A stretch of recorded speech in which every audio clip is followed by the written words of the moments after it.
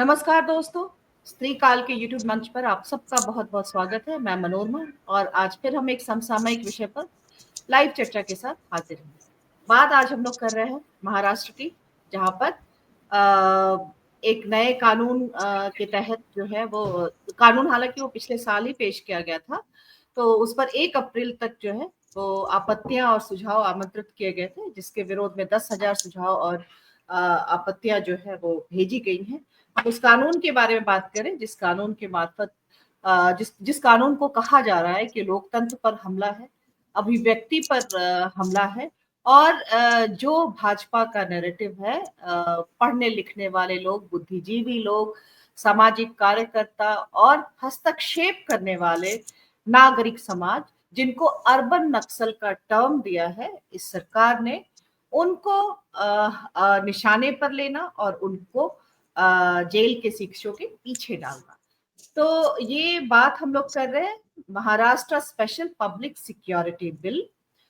ये नया कानून है और इसके लिए अभी फिलहाल जो है इसी पर हम बात करने जा रहे हैं, जिसको कि पेश किया गया था 22 पिछले साल इसको पेश किया गया था और उसके बाद संभवतः अप्रैल या मई जून में इसको पेश किया गया था और उसके बाद फिर इसको दोबारा फिर वहां के उसमें पेश किया गया था, अगेन इसको फिर पेश किया गया था और उसके बाद इसके लिए 11 जुलाई 2024 को इसको महाराष्ट्र विधानसभा में प्रस्तुत किया गया था और उसके बाद फिर 18 दिसंबर 2024 को पुनः इसको पेश किया गया था और उसके बाद इसको जॉइंट सेलेक्ट कमेटी के पास भेजा गया था और इसको आगामी बजट सत्र में इसको, जिसको कि जॉइंट सेलेक्ट कमेटी को अपनी रिपोर्ट प्रस्तुत करनी थी और इसके लिए जैसा मैंने बताया कि 1 अप्रैल 2025 को इस पर जो है आपत्तियां और सुझाव इसके लिए मांगे गए थे, जिसके लिए अब तक 10,000 से अधिक आपत्तियां और सुझाव मिल चुके हैं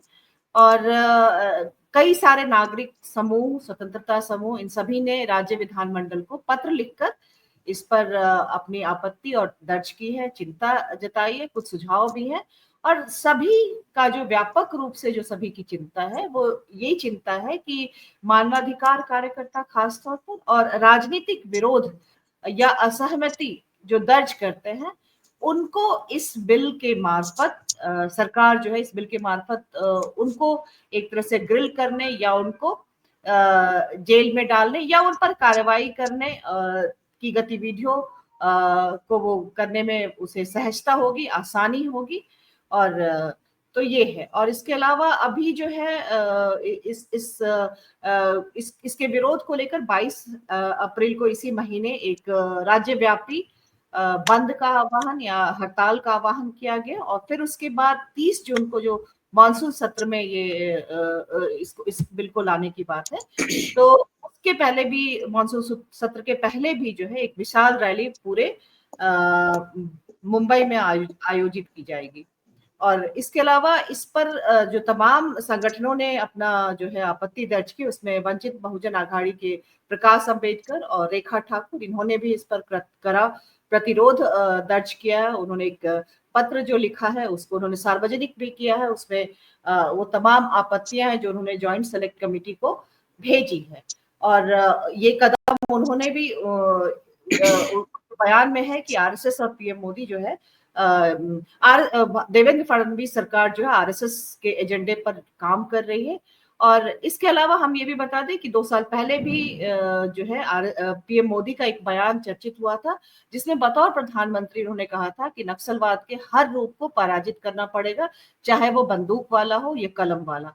तो ये जो विधेयक है महाराष्ट्र का, उसको इसी बयान के एक्सटेंशन के रूप में माना जा सकता है, जहां देवेंद्र फडणवीस उसी कोर एजेंडे पे काम कर रहे हैं, जिसके तहत जो टर्म इन्होंने पढ़ने लिखने वाले बुद्धिजीवियों को दिया है, सामाजिक कार्यकर्ताओं को दिया है, जो हस्तक्षेप करते हैं या किसी भी तरह का डिसेंट या प्रतिरोध की आवाज रखते हैं, उनको कानूनी दायरे में लाना और उन पर दमनकारी, जो स्टेट का दमनकारी जो कार्यवाही है उन पर करना। तो ये है और इसी सिलसिले में बात करेंगे। अभी नक्सल वाद है, उसको लेकर के फिर अभी चर्चा चल रही है, छत्तीसगढ़ में अमित शाह गए हुए हैं। अमित शाह ने अभी अलग तरह का बयान दिया है। उन्होंने ये भी ऐलान किया है कि 2026 तक भारत से नक्सलवाद खत्म हो जाएगा और किसी भी नक्सली की मौत पर जो सभी को दुख होता है।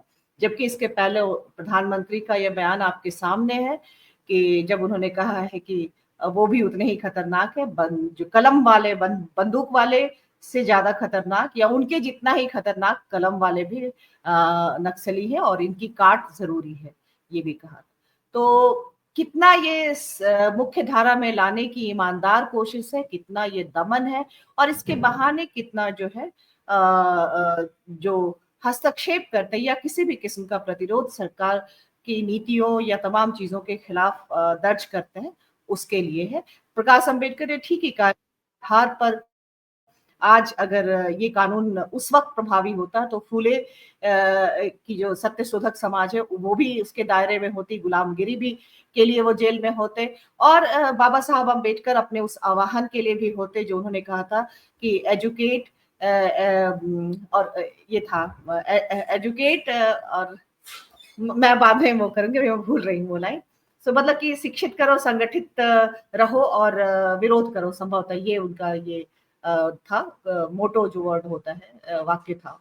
तो इसके लिए बाबा साहब को भी जो है और उनकी तमाम जो किताबें हैं, भगत सिंह मैं नास्तिक क्यों हूँ, इस तरह की किताब लिखने पे भगत सिंह भी जो है इस कानून के दायरे में आ जाते हैं। तो आप समझ सकते हैं कि इस कानून के मार्फत किस तरह से महाराष्ट्र सरकार जो है वो आरएसएस के उस एजेंडे को बढ़ाने की इसमें लगे हुए हैं और अपने आप को साबित भी करना चाह रहे हैं कि संभवतः वो मोदी और शाह के सबसे सही उत्तराधिकारी हैं, वारिस हैं।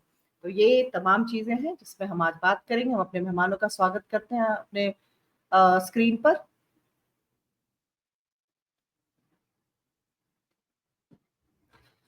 हमारे साथ जुड़ रहे हैं आज आकांक्षा आजाद जुड़ रही हैं और आकांक्षा आजाद एक्टिविस्ट है, राजनीतिक कार्यकर्ता है और भगत सिंह मोर्चा से आप संभवतः जुड़ी हुई है आकांक्षा।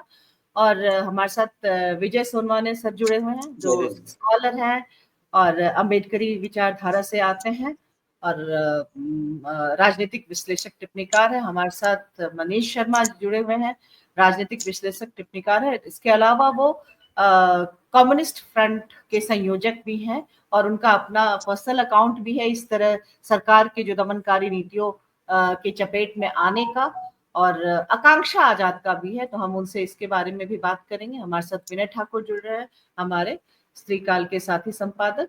आप चारों का बहुत बहुत स्वागत है। बहुत हम आज की फिर चर्चा शुरू करते हैं। विजय सोनवाने सर के पास सबसे पहले चलते हैं और पहले इसी की पृष्ठभूमि में बात करते हैं जो महाराष्ट्र में ये कानून मानसून सत्र में पेश होगा और इस कानून को लेकर के महाराष्ट्र में बड़े स्तर पर जो महाराष्ट्र का नागरिक समाज है, बुद्धिजीवी समाज है, प्रबुद्ध वर्ग है, वो अपनी चिंता जाहिर कर रहा है और इसके तहत जो प्रतिरोध की आवाजें हैं उनको लेकर के स्टेट का पहले से ही दमनकारी रवैया रहा है, तो और ज्यादा दमनकारी कानून इसके तहत इंट्रोड्यूस किया जा रहा है और खास तौर पर निशाने पर पढ़ने लिखने वाले वो बुद्धिजीवी लोग हैं जिनको इस सरकार ने अर्बन नक्सल का टर्म दिया है।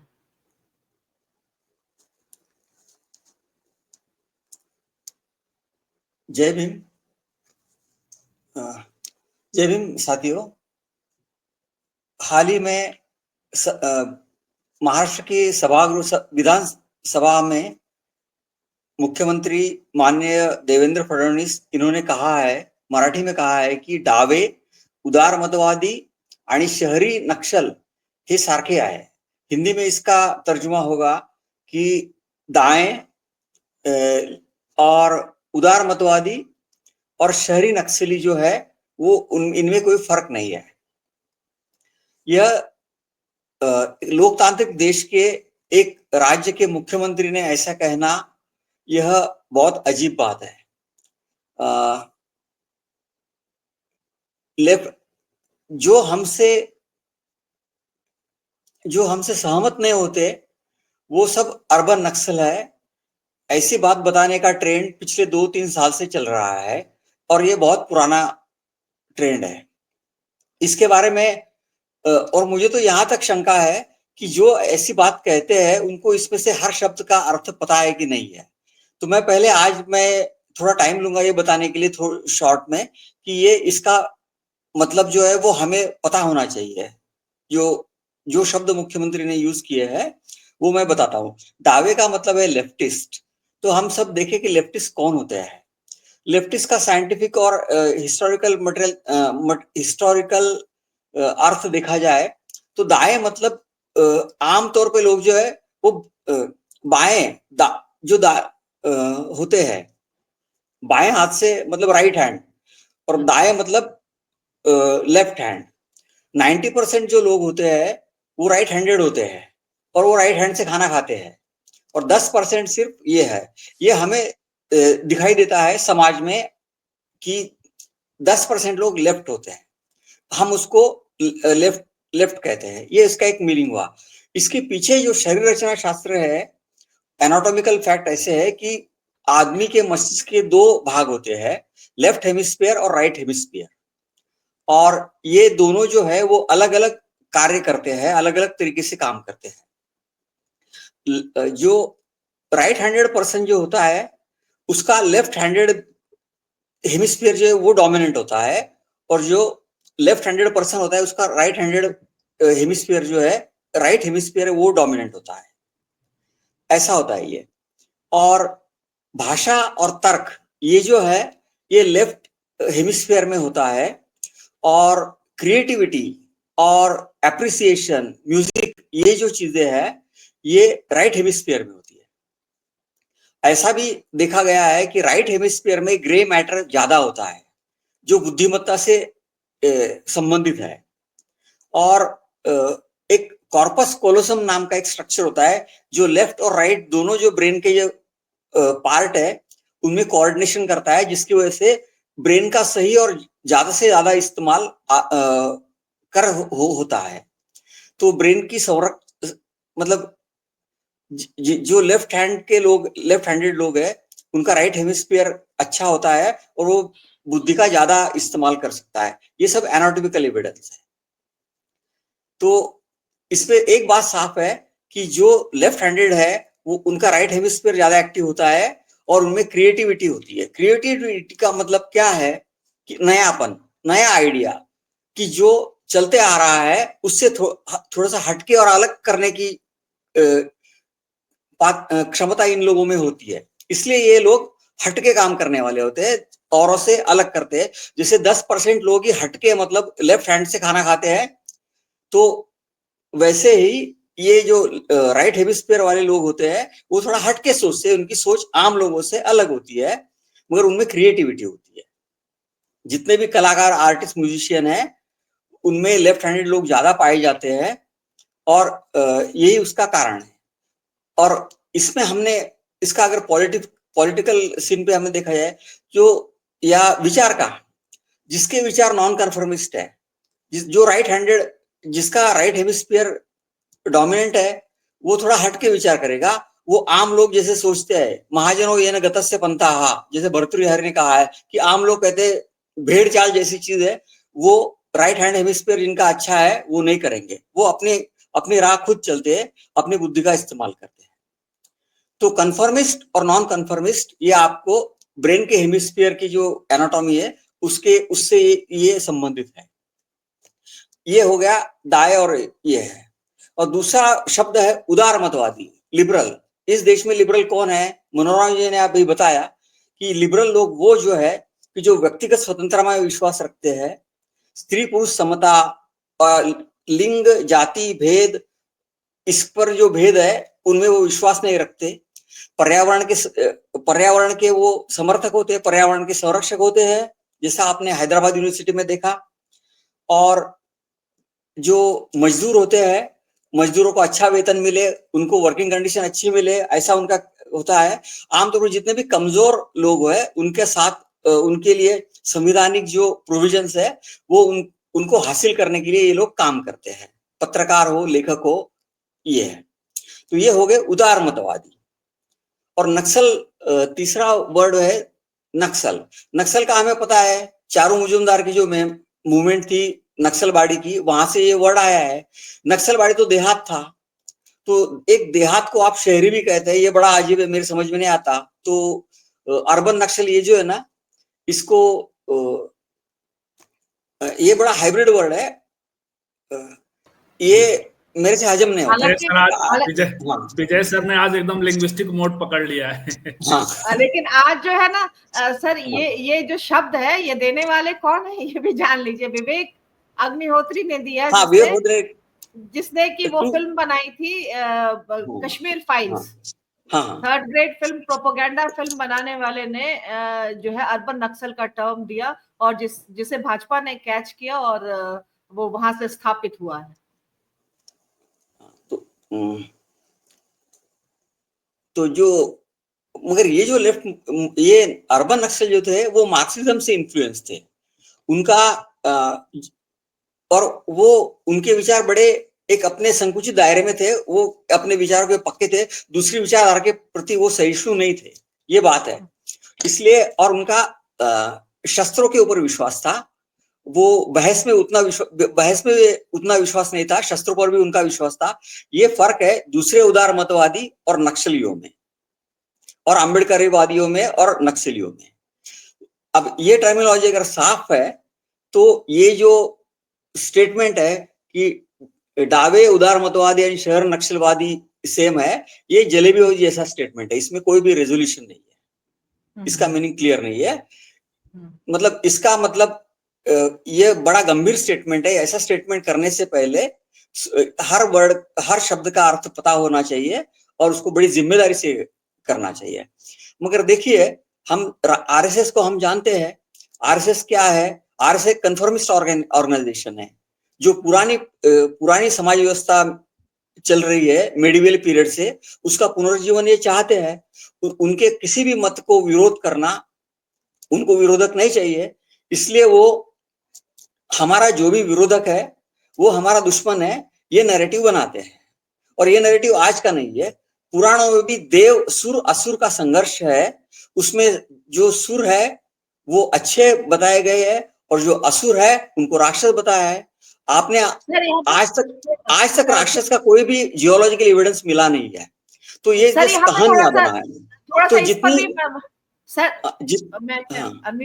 हाँ सर, थोड़ा सा ये कि जो ये कानून है जिसके कारण प्रकाश अंबेडकर और रेखाताई ठाकुर ने जो आपत्ति दर्ज की है, तो वो जो चिंता है वो मतलब ऐसे क्या प्रावधान है इसमें जिसको लेकर के वो बहुत गहन चिंता में, और 22 अप्रैल को इतना बड़ा जो है बड़े स्तर पर पूरे महाराष्ट्र में इसका विरोध प्रदर्शन होने जा रहा है। और सबसे बड़ी बात कि मेन स्ट्रीम मीडिया में इसका कोई जिक्र नहीं है, आप खबर तक नहीं देखेंगे इसको लेकर के, जबकि इतना दमनकारी कानून जो है वो महाराष्ट्र में मतलब लाया गया है, और जिसपे 1 अप्रैल तक 10,000 से ज्यादा जो है जिसपे आपत्तियां दर्ज हुई हैं। सुझाव भी होंगे कुछ, लेकिन ज्यादा आपत्तियां हैं। हाँ, इसमें ये बात मैं कहना चाहूंगा कि मैंने थोड़ा सी शुरुआत में बताया है कि देखिए, हमें विरासत में क्या मिला है, हमें विरासत में कौन सी समाज व्यवस्था मिली है, कि हमें जो समाज व्यवस्था विरासत में वो स्मृति और श्रुति के ऊपर बेस्ड है, कि श्रुति और स्मृति यही यहाँ का धर्म था, यही यहाँ का कानून था। और इसके बारे में ज्यादा मैं बोलूंगा नहीं कि डॉक्टर अंबेडकर ने मनुस्मृति जलाई थी क्योंकि वह इस समाज के वर्ण व्यवस्था का फॉर्मूला था, इसलिए डॉक्टर अंबेडकर ने यह मनुस्मृति जलाई थी। तो यह जो मनुस्मृति जो है वो पुरानी वर्ण व्यवस्था श्रम मेंटेन करने वाली व्यवस्था की संहिता है, इसलिए उसको बाबा साहब ने मिटाया था। और जो पुरानी व्यवस्था फिर से वर्णाश्रम आधारित, मतलब गैर बराबरी आधारित वर्ण व्यवस्था जो फिर से पुनर्निर्माण करना चाहते हैं, उनको ये संविधानिक जाति अंत वाली व्यवस्था, वर्णाश्रम का अंत करने वाली व्यवस्था नहीं चाहिए, इसलिए ऐसा प्रचार इसके खिलाफ किया जा रहा है। तो देखिए, ज्योतिबा फुले को देखो, कितना मुश्किल होगा जब धर्म ही ऐसा अन्यायकारक धर्म ही कानून होता है, उस वक्त उसके खिलाफ जो आवाज उठाएगा वो तो उसका जिंदा रहना बहुत मुश्किल है। आप देखिए, जितने भी संत हुए भारत में, मध्ययुगीन काल में संत हुए, वो 12वीं शताब्दी के बाद ही हुए। कबीर और मीरा ये सब 12वीं शताब्दी के बाद ही क्यों हुए? उसके पहले जो अंधेरा था उसमें संत क्यों नहीं पैदा हो सके? मैं इस बात को मानता हूं कि 12वीं सदी में जब मुगल आक्रमण हुआ तो कुछ संरक्षण मिला इन संतों को, तो उन्होंने बात करनी शुरू की।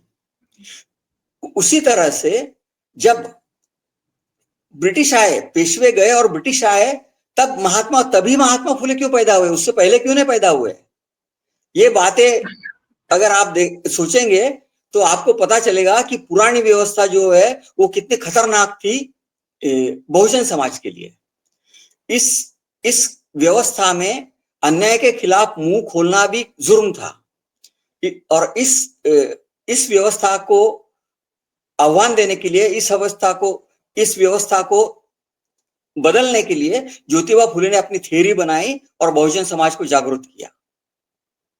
ये सब हो पाया क्योंकि वह तब ब्रिटिश राज था, थोड़ा फ्रीडम ऑफ एक्सप्रेशन था, उसकी वजह से फुले ये कर पाए। वो फ्रीडम ऑफ एक्सप्रेशन अगर आज गया तो हम फिर पूर्व काल में जा सकते हैं। जी, ये जो डर है, मतलब है कि ये कानून लाने के बाद से यही स्थिति होने वाली है कि ऐसी कोई भी जो प्रगतिशील और प्रतिगामी ताकतों के खिलाफ संविधानिक बात नहीं कर सकते, संविधानिक बात ही नहीं कर सकते आप। तो ये पहले से ही उस एक पूरा इकोसिस्टम तैयार करना है सरकार का जो है, या भाजपा आरएसएस के बड़े एजेंडे में व्यापक रूप से शामिल ये चीज कि ऐसा इकोसिस्टम तैयार करना जहां इस तरह की कोई आवाज ही पैदा ना हो सके। और महाराष्ट्र में जो उथल पुथल है अभी इसको लेकर के, वो इसी के संदर्भ में। सर, हम लौट कर आएंगे तो और बात करेंगे। हम मनीष जी के पास आते हैं। हालांकि मैं आकांक्षा से पहले बात करना चाहती थी, लेकिन आकांक्षा जो है फिर डिस्कनेक्ट हो गई है। मनीष, आपने लगातार एक हस्तक्षेप करने वाले जो है एक्टिविस्ट के तौर पर भी कार्य किया, राजनीतिक टिप्पणी और विश्लेषक के तौर पे हम आपको यहाँ पर जान रहे हैं, लेकिन एक कम्युनिस्ट फ्रंट के संयोजक के तौर पर आपकी भूमिका समाज में बहुत ही हस्तक्षेप करने वाली रही, और आपने बहुत उस तरह के मुद्दों पर जो है काम किया है, चाहे वो सांप्रदायिकता के इश्यूज पर हो या गरीबों के जो है उनके विस्थापन, उनके पुनर्वास और ऐसे मसलों पर आपने उस तरह से काम किया है। लेकिन इसके लिए आप भी एक बार यूपी में एटीएस जो है आपके पीछे पड़ी थी और ये मामला था। थोड़ा सा उस मामला के बारे में जानना चाहेंगे। और तब जबकि आप एक बार इसकी आ चुके हैं, तो इस तरह का कानून जो महाराष्ट्र में है और अभी जो नक्सली को लेकर के और अर्बन नक्सल को लेकर के मौजूदा सरकार की जो नीतियां रही हैं, जो उनके नैरेटिव रहे हैं, उससे आप भली भांति वाकिफ हैं। और यूपी तो खैर बहुत ज्यादा मतलब यूपी सरकार ने बहुत ही रिग्रेसिव तरीके से काम किया है। आप ही नहीं, कई सारे लोग, आकांक्षा भी और भी, सीमा आजाद है, मनीष आजाद है, दो बार अभी उनको कुंभ वाले इशू पे जो है नक्सली हमला बता करके और उसको जोड़ करके और मनीष आजाद को जो है उन पर कार्रवाई की गई थी। दोबारा गिरफ्तार 19 में भी उन्हें गिरफ्तार किया गया था, और अभी 2 महीने पहले की बात है, 1 महीने पहले की बात है। तो और ढेर सारे लोग हैं इस तरह से। तो आप इसको किस तरह से देख रहे हैं? महाराष्ट्र के बाद देवेंद्र फडणवीस और योगी, इनको सबसे ज्यादा जो है मोदी शाह का विकल्प के तौर पर देखा जाता है, या भाजपा की अगली पंक्ति के नेता ये लोग माने जा रहे हैं? सबसे जबरदस्त इन्हीं को उत्तराधिकारी माना जा रहा है। अनम्यूट कर लीजिए। कह रहे हैं आकांक्षा जी आ गई हैं, बात कर सकती हैं। नहीं, ठीक है, अभी आपसे मैंने कर लिया। अच्छा। आकांक्षा से करें, आपके बात करते हैं। नहीं, मैं तो देखिए, मैं अभी के दौर में ये जो अभी इनका सत्ता का जो करेक्टर है, वो खास करके आप देखेंगे कि वो एक उसको बहुत ही लोकप्रिय भाषा में फासिस्ट करेक्टर बोलते हैं, हम लोग सब लोग बोलते हैं। तो उसका भारत में तो खास करके जो उसका एक कम्युनल कनेक्शन है, उसके 2 बड़े खंभे हैं, और एक जो आप देखिएगा कि वो उसका एक ब्राह्मणवादी, उसका जो पूरा आप देखेंगे पूंजी वाला तो मान लीजिए दुनिया भर में है, लेकिन भारत में जो उसका एक आप देखिएगा कि उसके 2 बहुत मजबूत खंभे हैं। और उसको आमतौर पे ये जो भारत है, ये शहरी भारत होता जा रहा है, और इन दो खंभों से बहुत दुनिया भारत के अंदर कई जगहों पे लोग टकरा रहे हैं, लगातार इसमें अपने तरीके से हस्तक्षेप कर रहे हैं। जो ही आप कोई माइनॉरिटी क्वेश्चन पे, दलित इश्यूज पे आप जो ही थोड़ा सा पहलकदमी जो बढ़ा रहे हैं, उनकी एक वो लिस्टिंग करते हैं। अब जैसे मैं आपको बस बताऊं कि वो जो एटीएस वाले जब ले गए थे हम लोग को जो है, तो उनका बेसिक यही सवाल था बस कि हम लोगों ने सबको तो चुप करा दिया है, ये बड़ी बड़ी पार्टियों को चुप करा दिया है, बड़ी बड़ी ताकतों को चुप करा दिया है, आप कहाँ इतना बोलते हो, इस पे इतना कहाँ माइनॉरिटी माइनॉरिटी करते हो, दलित दलित करते हो। तो ये उनका पूरा मैंने आप समझिए कि 12-14 घंटे की पूछताछ का सेंटर पॉइंट जो है वो आमतौर पे आप पूरा उसमें आप देखेंगे कि वही था। तो वो उस पे आमतौर पे उसी पे फोकस कर रहे थे। अब चूंकि उसके पहले का ट्रैक रिकॉर्ड था ढेर सारा, लगातार जो एनआरसी वाले में जब पूरे देश में आप जानती हैं एक बड़ा आंदोलन चल रहा था, यहाँ बनारस में भी हम लोगों ने एक बड़ा मार्च ऑर्गेनाइज किया था और उसमें भी 15-20 दिनों के लिए 70 लोगों को जेल भेज दिया था, जिसमें हम लोग के साथ 70 लोग थे उसमें जो है। या इसके पहले आपने देखा होगा उत्तर प्रदेश में जो योगी सरकार ने आते ही ऐलान किया था 17 में, पहली जब सरकार आई थी, तो उसके घोषणा पत्र में था कि स्लाटर हाउस बंद करेंगे आते ही। ये स्लाटर हाउस को हम वो हमारी प्राथमिकता है पहली कैबिनेट में जो है स्लाटर हाउस। और जबकि ये आप जानती हैं संविधान हर तरह के खाने वालों के लिए नगर निगम को विशेष निर्देश है उसके कि वो दोनों की खाने की व्यवस्था करे, तो उसने आते ही सचमुच बंद कर दिया। और चूंकि आमतौर पे वो जिस माइनॉरिटी के अंदर भी, मुस्लिम समाज के अंदर भी ये जो समाज काम करता है, ये सब मीट का और ये सब का जो नॉनवेज का जो काम करता है, उसको लोकल और चर्चित भाषा में माना जाता है कि दंगों में वही अगुवाई करते हैं। मैंने वो मुस्लिम की तरफ से उन्हीं को कसाई और ये सब बोला जाता है और कहा जाता है कि वही यही उनके असली माने क्या बोलते हैं सेना है जो दंगों में हिंदुओं के खिलाफ, तो उनके प्रति और घृणा आमतौर पे सोसाइटी में। तो उस दौर में भी यहाँ पूर्वांचल में हम लोगों ने, चूंकि आमतौर पे तो मेन स्ट्रीम जितनी पॉलिटिकल फोर्सेस थे उन्होंने बोला ही नहीं, उस पर एकदम चुप्पी साध ली जनरली। एनआरसी वाला जो दौर था तो उसमें भी मेन स्ट्रीम पॉलिटिकल पार्टियां बाहर से एकदम एक कह लीजिए कि एक निष्क्रिय सहयोग की भूमिका में आमतौर पे रही। और उस दौर में भी जब हम लोगों ने, तो यहाँ एक पूर्वांचल स्तर का एक आंदोलन खड़ा हुआ था बनारस में आमतौर पे, तो उसमें भी हम लोग चूंकि अगुवाई कर रहे थे तो उसमें भी गिरफ्तारी हो गई थी, उसमें भी जेल भेज दिया था। तो ये एक प्रक्रिया में देख रहा हूं लगातार जो है कि जब भी आप कोई, अब जैसे अभी यहाँ हम लोग के साथी लोग हैं, ये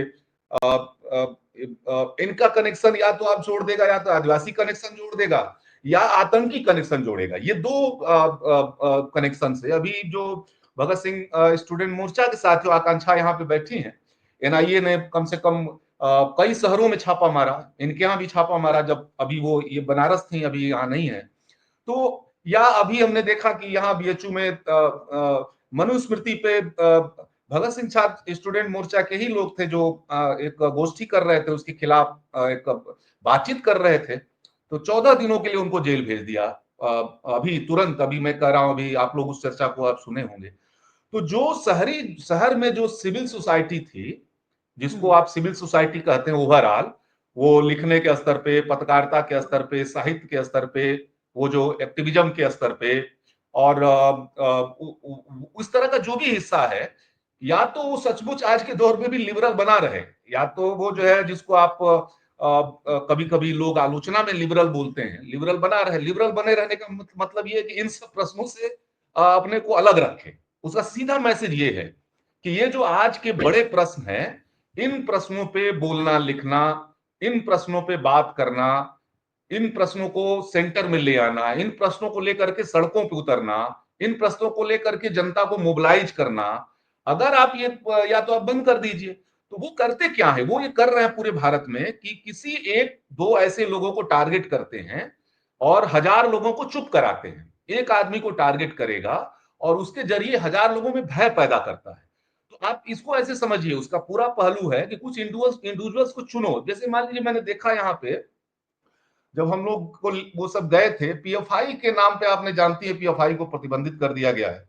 पीएफआई के नाम पे बहुत सारे हम लोग के साथ के भी नौजवान थे, मुस्लिम नौजवान थे, और उनको एक एक साल के लिए, 1.5 साल के लिए बनारस में ही लोग और भी लखनऊ से, इलाहाबाद से और कई पॉइंट से ले गए थे। तो उस पूरे मामले में हम लोग बस इतना ही किए उसमें कि वो मैंने उनको ले गए, तो हम हमारी एक जांच टीम उनके घर चली गई, मान लीजिए उन सब जगहों पे। कब मान लीजिए 5-6 ऐसे लड़के हैं जिनको उठा के ले गए हैं, वो हम लोग के साथ वही लड़के थे जो एनआरसी में भी हम लोग के साथ आंदोलन में थे, नॉर्मल एक मूवमेंट में रहते हैं। और पीएफआई देखिए, बेसिकली पीएफआई को लेकर के भी एक बहुत गलत धारणा जनरली फैलाई गई। वो बेसिकली पीएफआई बल्कि ज्यादा माइनॉरिटी के अंदर माइनॉरिटीज को पहला ऐसा संगठन है जो डेमोक्रेटाइज कर रहा है, माने वो संविधान के पक्ष में खड़ा होने की बात कर रहा है, पहलकदमी लेने की बात कर रहा है, उनको लेकर के सड़कों पर उतरने की बात कर रहा है। और वो केरला में, कर्नाटका में आरएसएस से बहुत ज्यादा सीरियस, वो ऐसा एक संगठन है माइनॉरिटी के अंदर जो आरएसएस को फासिस्ट संगठन बोलता है। आमतौर पे माइनॉरिटी संगठन में आपको आपको ऐसा नहीं दिखेगा कि वो कुछ और बोल लेंगे, लेकिन इस शब्दावलियों का और उसको हिटलर के साथ जोड़ना, उसको मुसलिनी के साथ जोड़ना, ये वो करता था, और इसलिए उसको कुछ प्रदेशों में वो संकट में भी जा रहा था। तो मेरा अब उसमें केवल हम लोग चले गए, जो जो लोग गए उनको भी यही टारगेट किया कि आपका क्या पीएफआई से कनेक्शन है, आपका क्या इससे कनेक्शन है, आप उनके साथ आप यहां मीटिंग में पाए गए, आप उनके साथ यहां मीटिंग में पाए गए। तो मेरा ये कहना है कि आने वाले समय में शहरी जो लोग जो आंदोलनों में हैं, शहरी जो लोग इस सरकार के खिलाफ सीरियस स्टैंड ले रहे हैं और इस सरकार को कोई परेशानी में डाल रहे हैं, तो अब जो है आप देखिएगा कि अब वो कोई उनके लिए भी बहुत बीच का रास्ता ये सरकार छोड़ने नहीं जा रही है।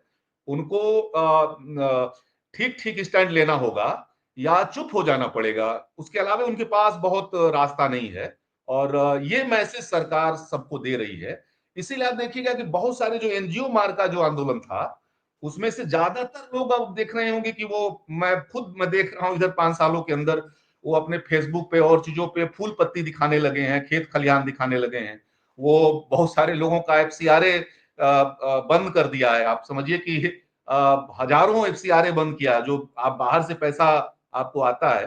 तो चुन चुन के ऐसे लोग हम बनारस में भी बता रहे हैं, बनारस में भी कम से कम दर्जन भर ऐसे संगठनों का जो पेड वर्कर रखे हुए थे और उस तरह से वो अपना एक लेवल तक पहलकदमी में जाते थे, वो बिल्कुल उनको शांत करा दिया, बिल्कुल उनकी पूरी इकोनॉमी को ही खत्म कर दिया। तो वो जो हिस्सा था, वो दूसरा हिस्सा जो प्रोफेसर थे जो विश्वविद्यालयों में, उनके अधिकतम लोगों को चुप करा दिया। अब बीएचयू में आकांक्षा वहां है रही है। अब बीएचयू में आज अगर आप ऐसे नॉर्मल सवालों पे भी कोई टीचर को आप सोचेंगे कि वो थोड़ा बहुत पहलकदमी ले, तो बहुत मुश्किल काम है, वो संभव नहीं है। उस अधिकतर जो हिस्सा तुरंत सड़क पे आ जाता था, अधिकतर जो हिस्सा तुरंत मान लीजिए आंदोलनों में आ जाता था, जनरली उसको चुप करा दिया। पत्रकारों का एक हिस्सा था जो आमतौर पे ये बहुत पहलकदमी में रहता था, उसका बड़ा हिस्सा आप देखिएगा कि वो जो जेन्युइन है, वो पक्ष में है, जनता के पक्ष में है, वो सत्ता के साथ नहीं खड़ा है। यानी कि जो जो अध्यापक जो है वो सत्ता के साथ नहीं खड़ा है, जनता के ही साथ खड़ा है, लेकिन वो बोलने की स्थिति में नहीं है। तो ये जो अर्बन नक्सल का जो पूरा एक दायरा है, इसका दायरा बहुत बड़ा है। ये लेफ्ट मूवमेंट, इसमें लेफ्ट के सहारे बात की गई है, लेकिन इसका दायरा बहुत बड़ा है। मतलब आप समझिए कि इसमें जो पूरा एक मिड राइट मूवमेंट है, लेफ्ट मूवमेंट है, नागरिक आंदोलन है, पत्रकारों का मामला है, इंटेलेक्चुअल्स का मसला है। तो इसको उसने इतना बड़ा कर लिया है इस दायरे को कि अब कोई भी अगर सोचे कि हम कहीं लेफ्ट की तरह ना पहचाने जाए, हम कहीं, अब तक लोग कहते थे कि हमारी कहीं पहचान लेफ्ट की तरह ना बन जाए, हम कहीं उस तरह का उनके साथ टच में रहेंगे तो गड़बड़ हो जाएगा। अब वो दौर गया है, और अब जो भी पहलकदमी लेता हुआ दिखेगा वो अर्बन नक्सल ही हो जाएगा। वो चाहे भले एनजीओ चला रहा, भले जो है कुछ और काम कर रहा, वही होगा। अब उस पहचान से वो बच नहीं सकता है। तो ये एक बात सवाल है, या तो इसका सामना किया जाए और ज्यादा गोलबंदी के माध्यम से, या दूसरा रास्ता लिया जाए। हमको लगता है कि इस दिशा में वो ढकेलना चाहते हैं। जी, पूरे भारत में तो खैर चुप्पी है, लेकिन महाराष्ट्र में जैसा कि इस खबर के हवाले से है कि 22 अप्रैल को जो है वो पूरा महाराष्ट्र मतलब राज्यव्यापी बंद हो रहा है, कॉल किया गया है। और साथ में जो मॉनसून सत्र शुरू होगा, जब ये विधेयक पेश किया जाएगा तो पारित होने के लिए, तो उसके पहले भी जो है बड़े स्तर पर आंदोलन की बात पहले से ही की जा रही है। इसका मतलब है कि वहां पर इस बिल को लेकर, इस विधेयक को लेकर तमाम, आपने जो पीएफआई की बात की, अमित शाह का वो बयान यहाँ पर याद दिला दे, जब उन्होंने कांग्रेस और पूरे वाम दल पे पीएफआई से पैसे ले, पॉपुलर फ्रंट ऑफ इंडिया से पैसे लेने की बात की। और अभी जब वक्फ बिल पे संसद में जो बातें हुई, लेकिन पब्लिक कोई प्रोटेस्ट जो नहीं दिख रहा है, सड़क पे लोग नहीं दिख रहा है, तो कुछ जो इस तरह के जो टिप्पणी करने वाले लोग हैं, जो राइट साइड के हैं, उन सब का यही कहना है कि मोदी सरकार ने सबका जो बंद करा दिया। आप देखो, जब तक इनको पैसे मिलते थे तब तक सीएनआरसी पे आंदोलन हो रहा था, सब पे हो रहा था, लेकिन आज देख लीजिए कितनी शांति से बिल पास हो गया और एक भी एजिटेशन नहीं, एक भी विरोध नहीं, कोई सड़क पर नहीं। और इसके पीछे वो इसी चीज को एक उपलब्धि के तौर पर इसकी बात की जा रही है कि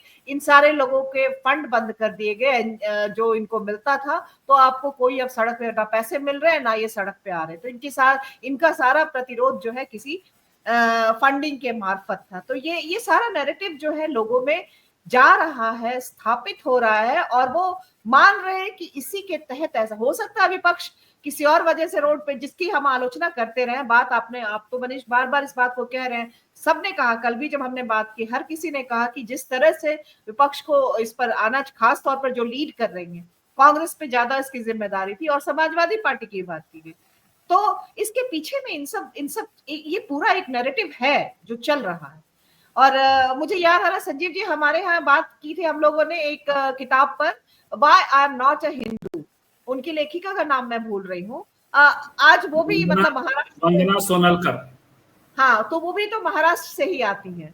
तो ऐसी तमाम किताबें why I am not a Hindu woman, why I am not a Hindu woman, है ना, जिस शशि थरूर का किताब का शीर्षक भी याद रहा, why I am a Hindu, है ना, उन्होंने ये लिखा।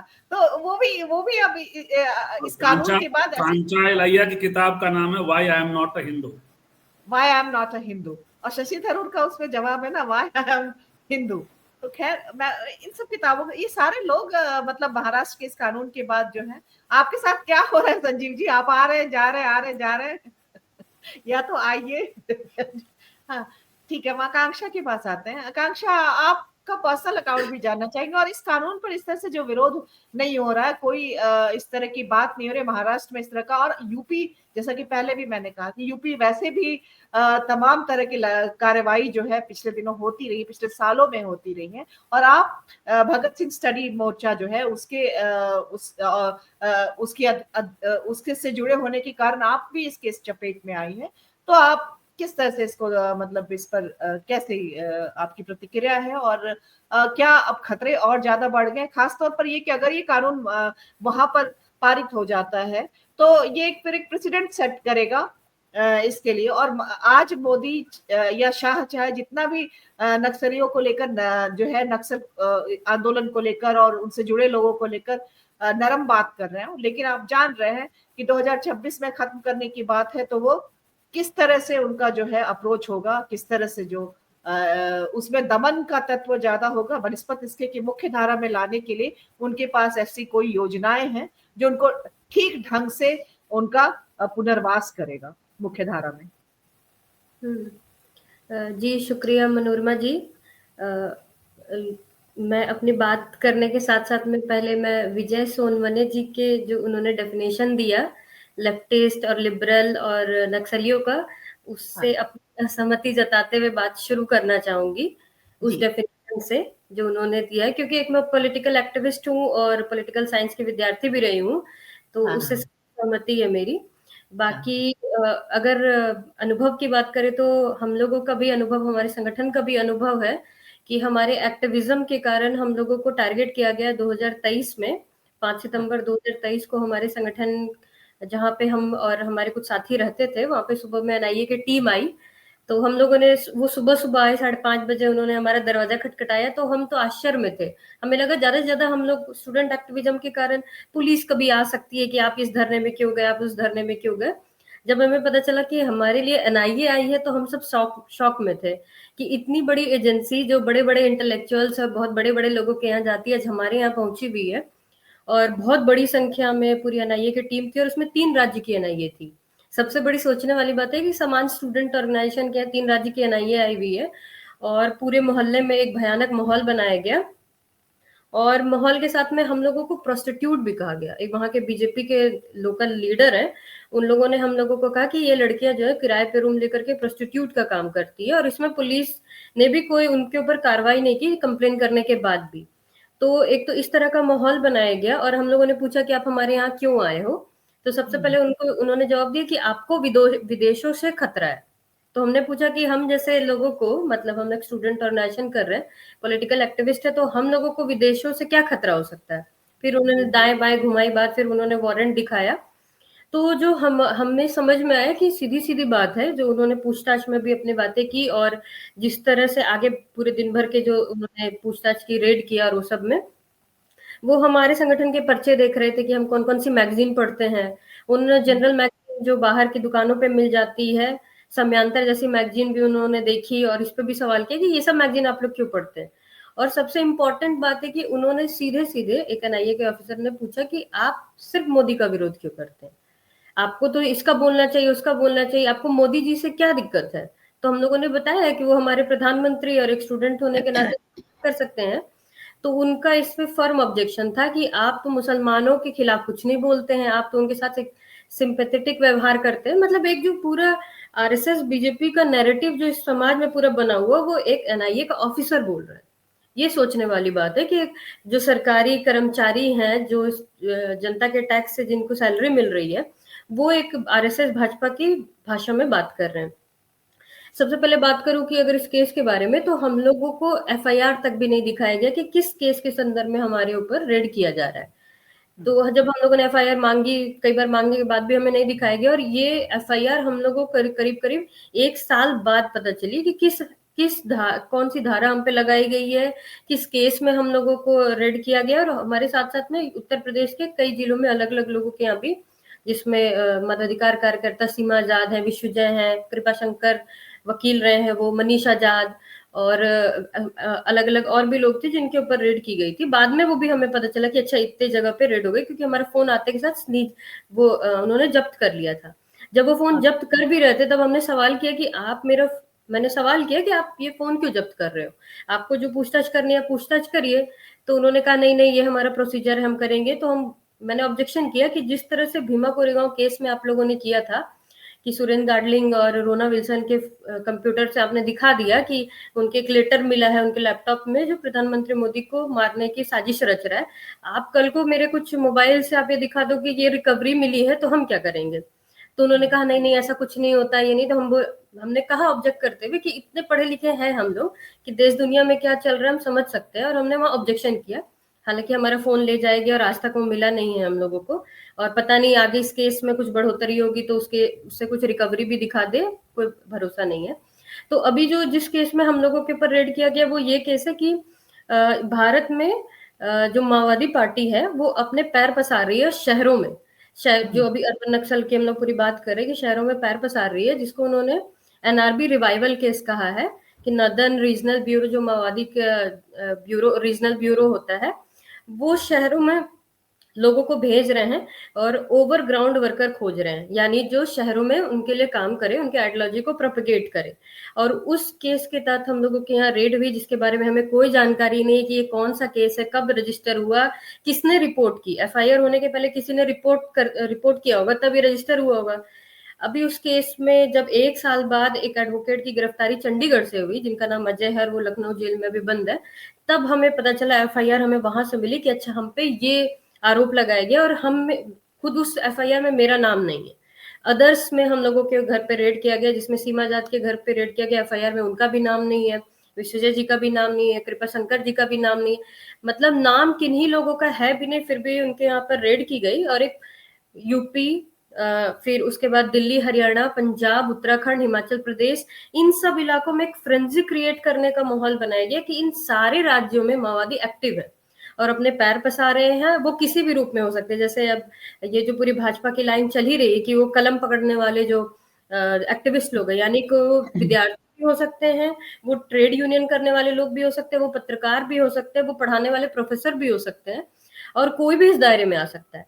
तो ये केस अभी भी जारी है, जिसे हम लखनऊ कंस्पिरेसी केस कह रहे हैं, क्योंकि ये लखनऊ में बाद में हमें पता चला कि लखनऊ में ये केस दर्ज किया गया एनआईए द्वारा, और जो अजय अरेस्टेड है वो चंडीगढ़ के एडवोकेट है, लेकिन उनको यहाँ दूर लखनऊ में ला करके जेल में रख दिया गया, जहाँ उनकी पार्टनर जो उनकी पार्टनर है वो भी एडवोकेट है, लेकिन वो मिलने भी नहीं आ सकती उनसे बार बार, क्योंकि वो चंडीगढ़ में प्रैक्टिस करती है और वो लखनऊ में है।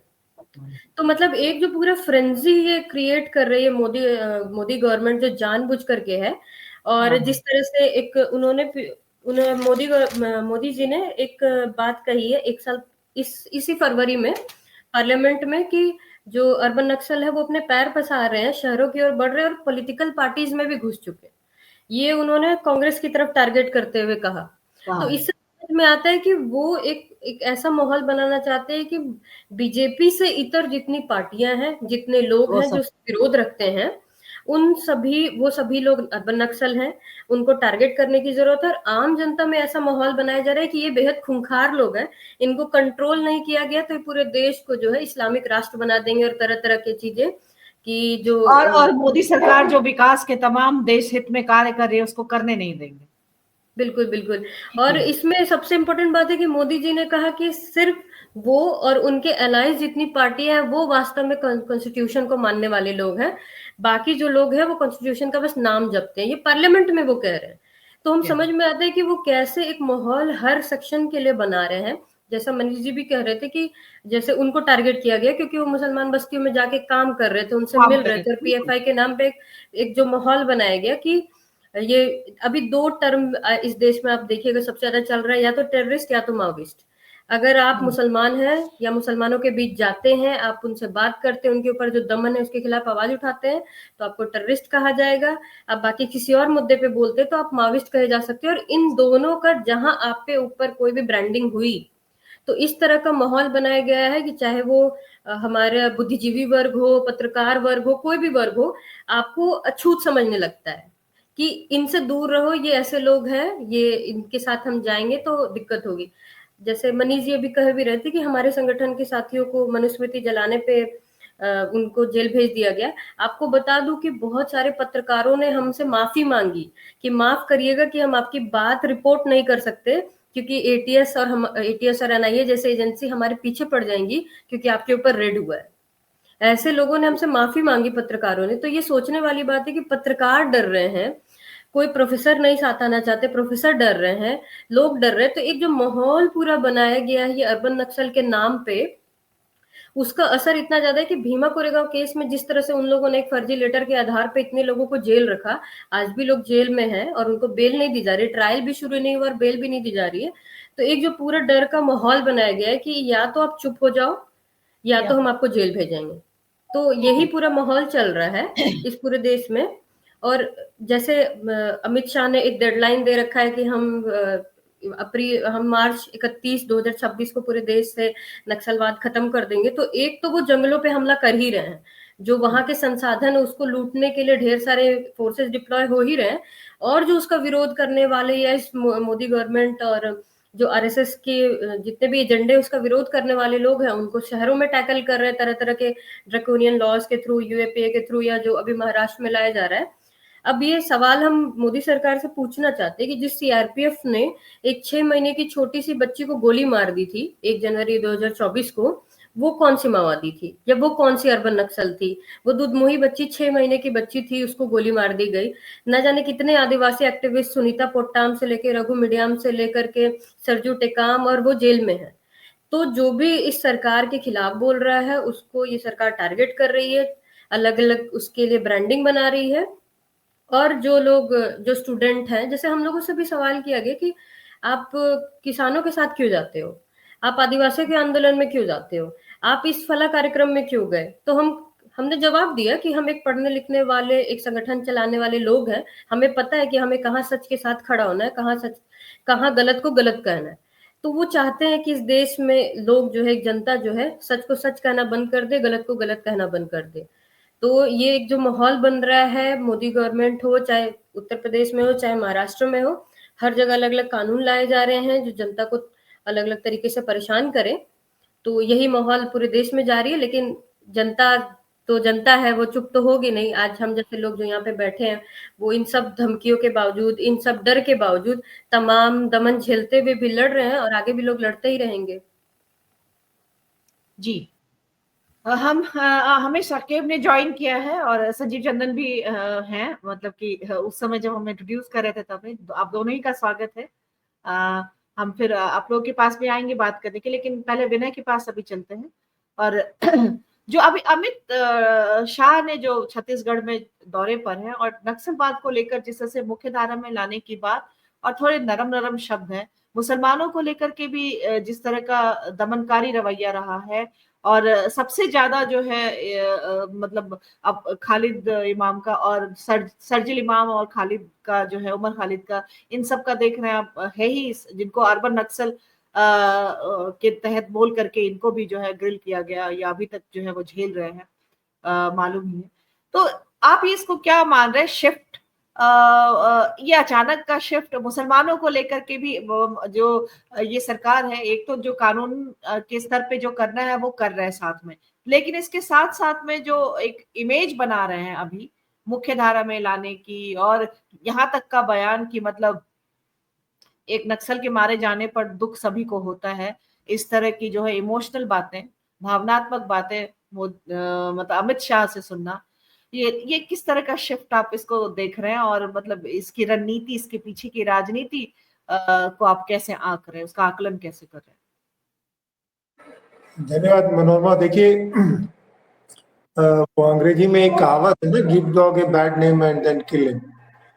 तो जो अर्बन नक्सल जो शब्द लाया गया वो इसलिए लाया गया, एक तो पहले नक्सलवाद से क्यों सरकार इतनी डरती है, क्यों नक्सलवाद आया ही क्यों, इसलिए आया कि जब जो व्यवस्था, जो एक व्यवस्था, जो सोशल स्ट्रक्चर जो काफी अन्यायपूर्ण थी, और उसका समाधान जो है सरकार या जो वो व्यवस्था थी वो नहीं कर पा रही थी, और उसके खिलाफ स्टेट के प्रेजेंस को नकार करके जो आंदोलन उठ करके खड़ा हुआ, जो अपने तय जो है स्टेट के फोर्स को निगेट करके करना चाह, इसीलिए सरकार को उससे परेशानी थी। अब चूंकि जो राजनीति और फिल्म दोनों जो है, ये इस पे बहुत निर्भर करती है कि आपके बारे में मेक बिलीफ क्या है, परसेप्शन क्या है। तो सरकार को जब ये लगा कि जो राय जो है, राय हमारे खिलाफ चली जाएगी, तो उसके लिए ये एक नया टर्म आया, अर्बन नक्सल, क्योंकि जो लोग विरोध कर रहे थे और सरकार की नीतियों को, उसके जो आधार में जो अन्याय था उसकी जो है वो पॉइंट बाय पॉइंट काट रहे थे, चाहे वो विकास का कोई मॉडल हो, चाहे वो सरकार की नीतियां। तो उन लोगों से सरकार को बहुत परेशानी थी। आप देख लीजिए कि जो जेएनयू का किस तरह से चरित्र हनन करने की कोशिश की, क्योंकि जो सरकार जिन लोगों को खड़ा कर रही थी और जो उनके हिसाब से क्रेडिबल लोग थे, उतने ही क्रेडिबल लोग नॉलेज के स्तर पर, एक्सपीरियंस के स्तर पर जेएनयू खड़ा कर रहे थे, जिसका सरकार के पास कोई काट नहीं था। और इसीलिए तमाम तरह की बातें आई है कि यहाँ पे इस तरह के लोग रहते हैं जो सरकारी पैसे से पढ़ते हैं और सरकार के अगेंस्ट काम करते, डेवलपमेंट। सरकार एक खास तरह का डेवलपमेंट जो कि अन्यायपूर्ण है, और जनता, उस क्षेत्र की जनता को वैसा विकास नहीं चाहिए, और उस विकास को सरकार जो है स्टेट के नाम पर, स्टेट के सुरक्षा के नाम पर जो पुश कर रही है। देखिए, बहुत सारे चीजों को सरकार ये कह करके आपको पीछे धकेलने की कोशिश करती है कि ये सरकार जो देश के सुरक्षा के हित में है, और इसका जो है ये अर्बन नक्सल या ये तमाम लोग जो है विदेशों से पैसा लेकर के आपको दो काउंट पे वो आपको पिन करना चाहते हैं। एक तो वो कहते हैं कि ये विदेशी हितों के साथ मिले हुए हैं, और दूसरा वो ये कह रहे हैं कि ये देश के खिलाफ है। और देखिए कि ये जो अर्बन नक्सल का जो बात उठा रहे हैं, वो किन राज्यों में ज्यादा है? उन राज्यों में ज्यादा है जहाँ पे ये संसाधन ज्यादा है, जहाँ पे सरकार एक खास किस्म का विकास लादना चाहती है, और जो पहले से मिले हुए संवैधानिक अधिकार है, जो पंचायती राज इंस्टीट्यूशन है, जिसमें ये कहा गया है कि कोई विकास योजना जो है वहाँ की जो ग्रास रूट लेवल की जो संस्थाएं हैं वो जिस तरह का विकास चाहेगी उसी तरह का आप करेंगे, उनके ऊपर लाद नहीं सकते, चाहे वो विधानसभा हो चाहे वो लोकसभा हो। अब चूंकि इन जगहों पर जो लोग हैं उनके पास में उतनी वो टूल नहीं है, उतना उनके पास में अपनी बात को कहने की जो है दक्षता नहीं है, तो सरकार इसका इस्तेमाल कर रही है कि जो लोग भी उनको आवाज दे रहे हैं, उनकी कानूनी लड़ाई लड़ रहे हैं, उनको एक रेफरेंस दे रहे हैं, उन लोगों को काबू में रखने के लिए ये अर्बन नक्सल की बात आई है। जैसे आकांक्षा जी ने कहा ना कि उनके ऊपर ये आरोप लगाया गया कि प्रोस्टिट्यूट, तो आप देखिए कि पत्रकारों पे किस तरह से हमला किया जा रहा है उनको साइलेंस करने के लिए। एक टर्म चलाया गया प्रोस्टिट्यूट, उनको भी प्रोस्टिट्यूट की जगह की प्रेस में जो लोग हैं और प्रोस्टिट्यूट, हाँ प्रोस्टिट्यूट वो टर्म चलाया उन लोगों ने। जो लोग इस तरह की बातें करते उनके लिए विधवा विलाप एक टर्म चलाया, काफी डिमीनिंग सा। तो ये अभी अछूत शब्द को भी देखिए किस तरह से ऑब्जेक्शन जो दिया है बयान उस पर ये एक तरह से मतलब ये इसी के लिए तो संविधान में लड़ाई की गई इस शब्द के लिए, और अभी संसद में टिप्पणी की है भाजपा के किसी नेता ने जिस पर की आपत्ति जताई गई है। देखिए जब आप गुस्से में होते हैं तो आपके अंदर का मानस बाहर आ जाता है, जितनी भी आप वो लेयर ओढ़े रहते हैं ना सभ्यता की, वो बाहर आ जाते हैं। तो असल में जो उनका साइकोलॉजिकल मेकअप है वो बाहर आ रहा है, तो किस तरह से वो विरोध को दमन करना चाहते हैं। और जो बहुत सारे मामलों में जो भीमा कोरेगांव और तमाम ये में वो बाहर आ गया कि सरकार स्टेट जो किस तरह से एविडेंस क्रिएट कर सकती है। उनको असली समस्या ये है कि जिन लोगों को वो नॉर्मल कोर्स में लीगल टूल से साइलेंस नहीं करा पा रहे हैं, उनको किस तरह से आतंकवादी, देश विरोधी और नक्सलवादी करार करके उनको चुप कराया जा सके। जैसे विश्वविद्यालयों से ये कह करके कि ये जो छात्र नेता है ये पढ़ने की बजाय राजनीति करते हैं, गोया कि राजनीति करना जो है छात्रों के लिए जो है देशद्रोह की तरह है। और अगर विश्वविद्यालयों में लोगों छात्रों का अगर पॉलिटिकल अवेयरनेस नहीं होगा तो राजनीति की नई पौध आएगी कहाँ से? वो कॉर्पोरेट प्रोवाइड करेंगे और पीआर एजेंसी प्रोवाइड करेगी। फिर जो है जनता जो है पॉलिटिकल पार्टियां जो है एक वो क्लाइंट की तरह हो जाएंगी मार्केट में, वो एक बड़े जो है इवेंट की तरह चुनाव हो जाएगा और पॉलिटिकल पार्टियां सर्विस प्रोवाइडर हो जाएगी। तो बड़े जो है सफाई से आपको मतलब जैसे अर्बन नक्सल वर्ड चलाया किसने, वो देखिए वो कोई बड़े चिंतक तो है नहीं, विवेक अग्निहोत्री जी। उनके दिमाग में टर्म दिया गया, उनको परोसा गया कि फिल्म के माध्यम से इसको वो, और वो फिल्मकार भी कोई आले दर्जे के तो है नहीं। जी मनोरमा, ठीक है, हम साकिब के पास आते हैं। मैं सिर्फ विजय सर के लिए आ गया था, उन्होंने कहा था कि आप उस दिन नहीं थे तो आप रहिए। नहीं तो आप आ गए हैं, तो बात करके चुके मेरे यहाँ गेस्ट हैं तो मैं जाना चाहूँगा। अच्छा तो एक टिप्पणी करके ही जाएं फिर या फिर मैं साकिब के पास आपके बाद आती हूँ, आप अपनी टिप्पणी इस पर।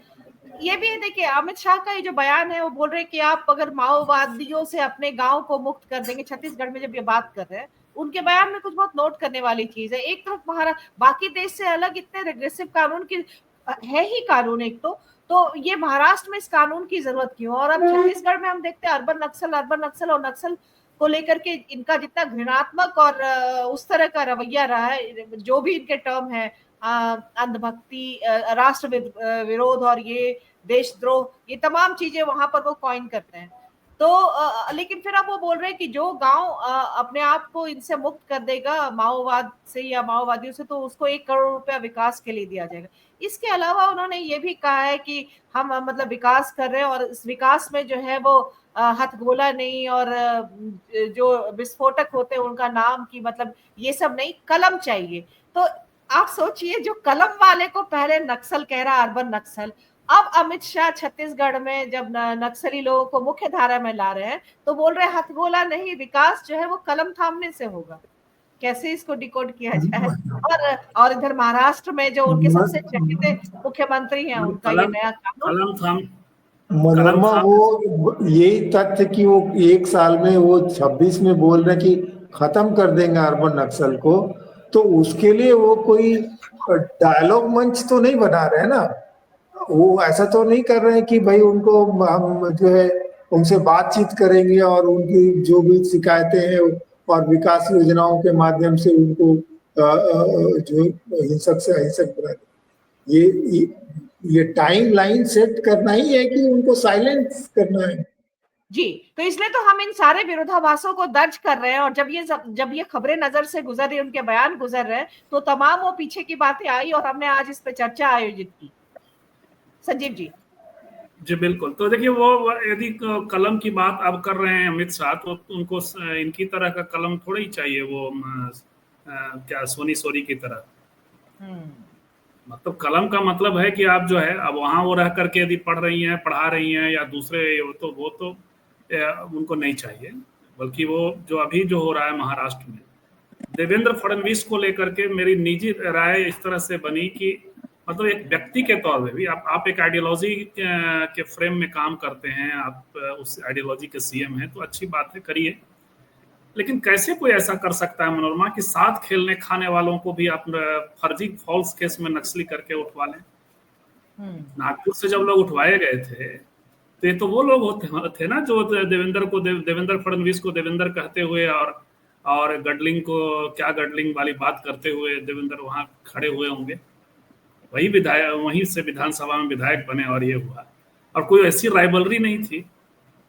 और गडलिंग, मान लिया गडलिंग को आप क्या कर लीजिएगा, क्या मुकदमे भी नहीं लड़ सकते? गडलिंग ने किया क्या था? बल्कि सारे जितने नॉर्म्स हैं, लोया वाले मामले में आपने देखा ही कि जो वकील खड़ा हुआ उसके यहाँ अधिकतम 12 लाख रुपए पाए गए अकाउंट में, मैंडेटरी है 100 करोड़ रुपए का, आपने वहां एनआईए भेज दिया। तो ये कुछ भी कर सकते हैं, ये कुछ भी करने के लिए जो कानून का उसका ही एक हिस्सा है। देखिए 2018 में जो हुआ था, एक रिपोर्ट में अपना ही पढ़ रहा था वे नेशनल हेराल्ड में, तो क्या हुआ था, वो लेटर प्लांट हुआ। मूर्ख से मूर्ख आदमी ये बात समझेगा कि वो जो नक्सली माओवादी तरीका होगा। संजीव जी, हमें बस आपका भी पर्सनल अकाउंट जोड़ दे रही हूँ, जो दर्शक हमें सुन रहे हैं। संजीव जी भी अपने लिखने पढ़ने के कारण ग्रिल हुए हैं, मुकदमा झेलते हैं, ऑनलाइन जो है पेश होते रहते हैं। क्योंकि आपने एक अलग तरीके से, वाला महिषासुर वाला मामला था, हम लेकिन ये भी तो वही पढ़ने लिखने वाले लोगों के डिसेंट का वॉइस है ना, जिसपे आपको ग्रिल किया जा रहा है, जिसपे आपको ग्रिल किया जा रहा है। हम कल्चरल नक्सली हैं, अलग नस्ली हैं, और ये तो प्रसंग जिक्र किया मैंने कि जो दर्शक देखते सुनते हैं वो भी जाने ही है, इसलिए याद तो उसमें देखिए क्या हुआ कि अब आप वो जो लेटर प्लांट हुआ तो उसमें आप सीधे नाम लिख रहे हैं, साईं बाबा, सुधीर डबले, उसमें इनके बाला साहब का भी नाम है। हाँ। अद्भुत है वो चिट्ठी। कोई भी बाला साहब अम्बेडकर,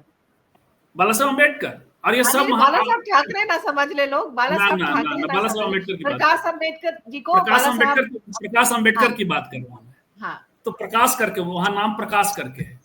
अब आप बताइए, ये प्रधानमंत्री 14 के बाद कितने थ्रेट पा लिए थे? वो छठी चिट्ठी थी, हमने जो रिपोर्ट में देख रहे हैं कि छठी या 7वीं बार कहा गया, प्लांट कर दिया। क्या ऐसा होता है?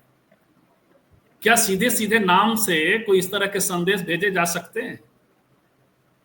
तो ये मन एकदम से इंस्पेक्टर लेवल के फडणवीस साहब, देवेंद्र फडणवीस के ही लगता है कि साथ खेलने खाने उठने बैठने वाले बर्डी के किसी इंस्पेक्टर ने ऐसा कर दिया या क्या करवाया, ये मसला, और आज तक मुकदमा चलेगा। तो ये है, अच्छा है कि आज जो है कम से कम वहां बीबीए का जो पत्र सोनभद्र सर ने हम लोगों को भेजा, एक अच्छी बात मुझे लग रहा है कि प्रकाश अंबेडकर जी ने इस पर लाइन लिया है और बात कर रहे हैं।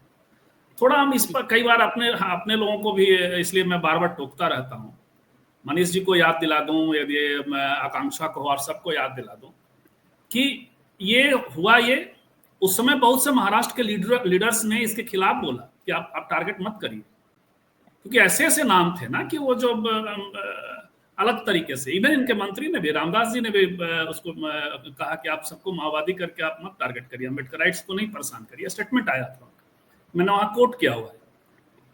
तो ये स्थिति थी उसी समय। देखिए जब ये सरकार बनती है एनसीपी की, तो शरद पवार वाली बात मुझे हमेशा याद आती है और मुझे फिर अपने लोगों पर कोफ्त होता है। हम लोग भी बल देना नहीं जानते। कई बार टैक्टिकल सरकारें यदि बनती हैं तो हमारे लोग भी यदि कहीं इधर उधर हैं तो बल देते रहिए, ठोकते भी रहिए और बल भी दीजिए। तो उससे ये होगा कि कम से कम राइट ये रहेगा, नहीं तो वहीं पहुंच जाएगा उसी षड्यंत्र। कोई षड्यंत्रकारी नहीं गया है इधर से। जो अम्बेडकराइट यदि जिनको गालियां बीच बीच में मिलते रहती हैं आरएसएस के एजेंडे को, आरएसएस का एजेंडा करने नहीं गए, वो सत्ता की शेयरिंग के लिए गए, लेकिन उनको भी छोड़ दीजिए। एनसीपी वाले शरद पवार जब सरकार बनती है उद्धव ठाकरे के साथ, तो उन्होंने सरकार बनते ही कहा कि जिन अफसरों ने इन्हें भीमा कोरेगांव के नाम पर जिन लोगों को फंसाया है, यदि तो कहेंगे ही, यदि गलत फंसाया है तो उन सब पर भी कार्रवाई होगी। कितनी रेडिकल बात शरद पवार ने कही थी। उसके दूसरे दिन कौन कौन एक्टिव, हम सब एक्टिव नहीं हुए। उत्तर भारत के तो अखबारों में भी नहीं आया, बुद्धिजीवी कहीं कोई डिस्कोर्स में भी नहीं आया। आप यदि डिस्कोर्स पे भी डालोगे तो कम से कम ठीक है। शरद पवार क्या 24 कैरेट लेकर के आओ, अब उनके पुराने सारे घोटाले लेके आओगे तो ऐसा नहीं चलेगा ना। वो एक नेता ने बोला, एक सरकार थी उनकी, इधर कोई एक्टिव नहीं हुआ, कोई बल देने नहीं गया। अमित शाह एक्टिव हो गए। राताराती वो केस जो है एनआईए को ले आया गया। हम आप जानते हैं कि आप उसके बाद क्या, कौन अफसर हुए। एक बार भी यदि अफसरों को आपने बुक कर दिया, मैं तो अक्सर कहता हूं कि भारत में आईएएस आईपीएस अवैध है। जिस दिन आपने अफसरों को अकाउंटेबल बनाया, उस दिन आधा मसला ये कम जाएगा। तो ये एक है देवेंद्र फडणवीस जो कर रहे हैं। मुझे एक अच्छी बात लगी कि कम से कम प्रकाश अंबेडकर के लेवल पे ये हुआ, लेकिन कितना होता है, कितना प्रेशर बनता है, कितना किस फॉर्म में ये एक्ट लेकर के आते हैं, ये सब पर हम लोगों को हमेशा नजर रखना चाहिए। और नजर रख के भी क्या करेंगे मनोज। वक्फ बिल का जो मामला हुआ सबको पता था, वो बहुत अलग खेल है। वो वक्फ बिल पास होना है सबको पता था, सबने सहयोग किया है, सब अपराधी है, सब 100% अपराधी मनोज। हाँ, अभी एक वीडियो भी चल रहा है जॉइंट पार्लियामेंट्री कमेटी में, जो जितने सदस्य थे, चाहे पक्ष के विपक्ष के, यानी सत्ता पक्ष के, और वो सभी अच्छा सौहार्दपूर्ण माहौल में एक दूसरे से बातचीत कर रहे हो, वैसे भी हंसते हुए थे। तो देखिए वो लुम्पेन फेसबुक और ट्विटर की कहानी है भाई। पार्लियामेंटेरियन है, बैठे वहां मारपीट थोड़ी करेंगे। जब भी पार्लियामेंटेरियन तो ऐसे ही बात करेंगे ना, अपने स्टैंड पे भी बने रहेंगे। वो वैसे किसी के साथ दिख जाएंगे तो वो होता है, वो चलता है। वो हाँ, नहीं तो इसको इस तरह से प्रोजेक्ट किया जा रहा है, मैंने वही कहा। हाँ, वो बात वो है कि कहीं कोई एक्टिव नहीं हुआ, कहीं कोई फ्लोर मैनेजमेंट में एक्टिव नहीं हुआ। आप लाख जवाब दे दीजिए, यदि नेता विपक्ष भाषण नहीं देते हैं तो सवाल बनता है कितनी भी बड़ी बीमारी थी। इसका मतलब आपने सब सोच लिया था कि केवल नीतीश कुमार और नायडू ही आकर के इस वक्फ बिल को गिराएंगे। एक वोट आपका वहां था। एक वोट कितना मायने रखता है अटल बिहारी वाजपेयी की सरकार के दौरान, सबको पता है, सबको पता। वहां से बीमार गिरधर गोमांग को लाया गया उड़ीसा से, तब सरकार गिरी। तो हर व्यक्ति क्यों नहीं था सदन में, फ्लोर मैनेजमेंट। तो इसलिए मैं उधर कह रहा था, ये सब तो देखिए खाना पीना उठना बैठना, ऐसा थोड़ी गिरिराज सिंह सामने आ जाएंगे तो उनको दो मुक्का मार देंगे, वो वैसे ऐसा तो होता नहीं है ना। नहीं, बिल्कुल, मतलब इसको इस तरह से प्रोजेक्ट किया जा रहा है। और बात ये भी है कि आप सत्ता पक्ष की तरफ से जो तमाम एनडीए के भी सभी के लिए व्हिप था और सबने उसका पालन किया था, ठीक है, उपस्थित रहने का और वो करने का जो भी, जबकि वैसे भी मतलब उनके पास बहुमत था ही था। शाकिब के पास आते हैं। शाकिब, जो इस तरह का कानून है वो पूरे वैसे मतलब कि जो जिस कानून के तहत बाकी लोगों को जो है उमर खालिद अंदर में है, जेल के अंदर में है, या जितने जो सामाजिक कार्यकर्ता हैं उनको जेल के अंदर डाला गया, तो वो, लेकिन इसके बाद महाराष्ट्र में इस तरह का कानून वो किस तरह का जो है एक वो सेट करेगा तब, जबकि इसमें कहा जा रहा है कि इसके अंदर जो गैर कानूनी गतिविधि की परिभाषा है वो बहुत व्यापक और अस्पष्ट भी है। मतलब इसमें शांतिपूर्ण विरोध और असहमति इसको भी अपराध माना गया। तो ये सीधे सीधे यानी कि आप कुछ भी बोलते हैं, अभिव्यक्ति की स्वतंत्रता या कोई भी किसी बात की सुनवाई भी अगर आप करने के लिए करते हैं, जो कि सरकार का कानून है और उसके उसमें या फैसला है कोई, बहुत सारा चीज मतलब कि वेग है एकदम, और हर तरह के असहमति को इसके दायरे में, बहुत व्यापक किस्म ये क्या है। इसलिए जो महाराष्ट्र के मतलब लगभग 79 के करीब में नागरिक संगठन है, नागरिक समाज संगठन है, उन्होंने संयुक्त रूप से इस विधेयक के खिलाफ अपनी आपत्ति दर्ज की है। और जैसे बोला कि 10,000 आपत्तियां वैसे भी जो है वो 1 अप्रैल तक दर्ज हुई है, तो उसमें तमाम तरह के संगठन हैं, उसमें जो महाराष्ट्र वंचित अघाड़ी भी है उनकी तरफ से भी जो दिया गया है।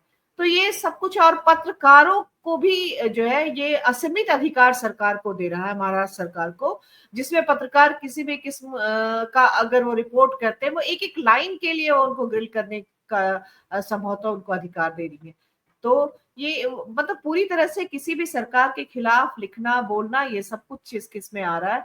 और तब जबकि ऐसा नहीं है कि राष्ट्रीय स्तर पर जो है वो कानून नहीं है, तो महाराष्ट्र सरकार को इसकी ऐसी क्या जरूरत पड़ गई। और अगर ये पारित हो जाता, और तब जबकि देश में किसी भी तरह का इसको लेकर के मतलब उस तरह का अभी हम लोग ये प्रकाश अम्बेडकर और उनकी तरफ से ही हम लोग देख रहे हैं, बाकी वहां पे कांग्रेस या और जो समेकित विपक्ष है उसकी तरफ से अभी इसमें कोई गतिविधि नहीं देख रहे हैं। लेकिन जो जस्टिस लोग मतलब कानूनी उसमें से जुड़े हुए लोग हैं, वकील, उन लोगों का जो संगठन है, उन्होंने भी इसके प्रति विरोध दर्ज कराया है, सामाजिक संगठन ने दर्ज कराया है। लेकिन राजनीतिक रूप में देख रहे हैं कि सिर्फ एक इस तरफ से आ रहा है, बाकी और कोई आवाज नहीं आ रही है, या कोई इसको मतलब अभी तक इसको नोटिस में नहीं लिया गया कि ये कितना गंभीर मामला है। ये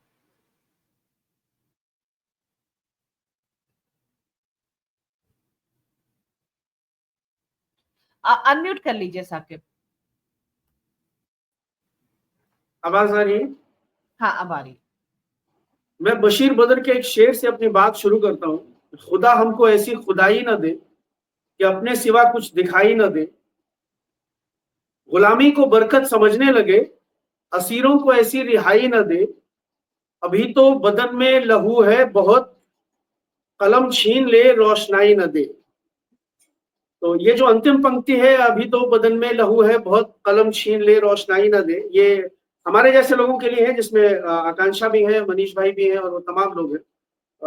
हम लोग विरोध करने वाले लोग हैं, हम लोग तो लड़ेंगे। और जैसा कि आपने कहा, देखिए मैंने कल भी आपके प्लेटफॉर्म पे कहा था कि ये सरकार फांसीवादी पैटर्न को फॉलो करती है, और फांसीवाद को अगर आप बहुत व्यापक रूप से पढ़ने की कोशिश करेंगे तो उसमें ये तमाम बातें जो ये सरकार आपके सामने कर रही है, इसको समझना ये बहुत कोई रॉकेट साइंस आपके लिए नहीं रह जाएगा। फांसीवाद एक ऐसा पैटर्न है जिसमें तमाम असहमतियों को के दमन की परिकल्पना है, और यहाँ तक के असहमति रखने वालों की हत्या तक को यहाँ पर न्याय संगत माना जाता है। और हिंसा को राष्ट्रहित के लिए, राष्ट्रहित के कायाकल्प के लिए आप कह सकते हैं कि नेशन जो राष्ट्रहित का जो इनका वो है, इनकी जो फिलॉसफी है, उसके लिए मतलब जरूरी ये मानते हैं हिंसा को। तो ये तमाम जब ये सोच के साथ सरकार आएगी, और इस सोच के साथ जब सरकार को मैंडेट दिया जाएगा, आवाम जनता जब उनको चुन करके लाएगी, तो जनता को भी फिर जवाबदेह होना पड़ेगा। अभी आपने कहा कि देखिए असहमतियों का दमन इस तरह से किया जाएगा, तो ये कानून सरकार लाने जा रही है। आप देखिए वक्फ संशोधन बिल के बाद लोकसभा और राज्यसभा में पास हो गया, उसके बाद संजय निरुपम जो कभी कांग्रेसी हुआ करते थे, वो क्या बयान देते हैं, महाराष्ट्र में बैठ करके उन्होंने बयान दिया है कि इस बिल के खिलाफ अगर कोई विरोध प्रदर्शन या शाहीन बाग बनाने की कोशिश करेगा तो हम जलियांवाला बाग बना देंगे। मतलब ये ओपन थ्रेट है।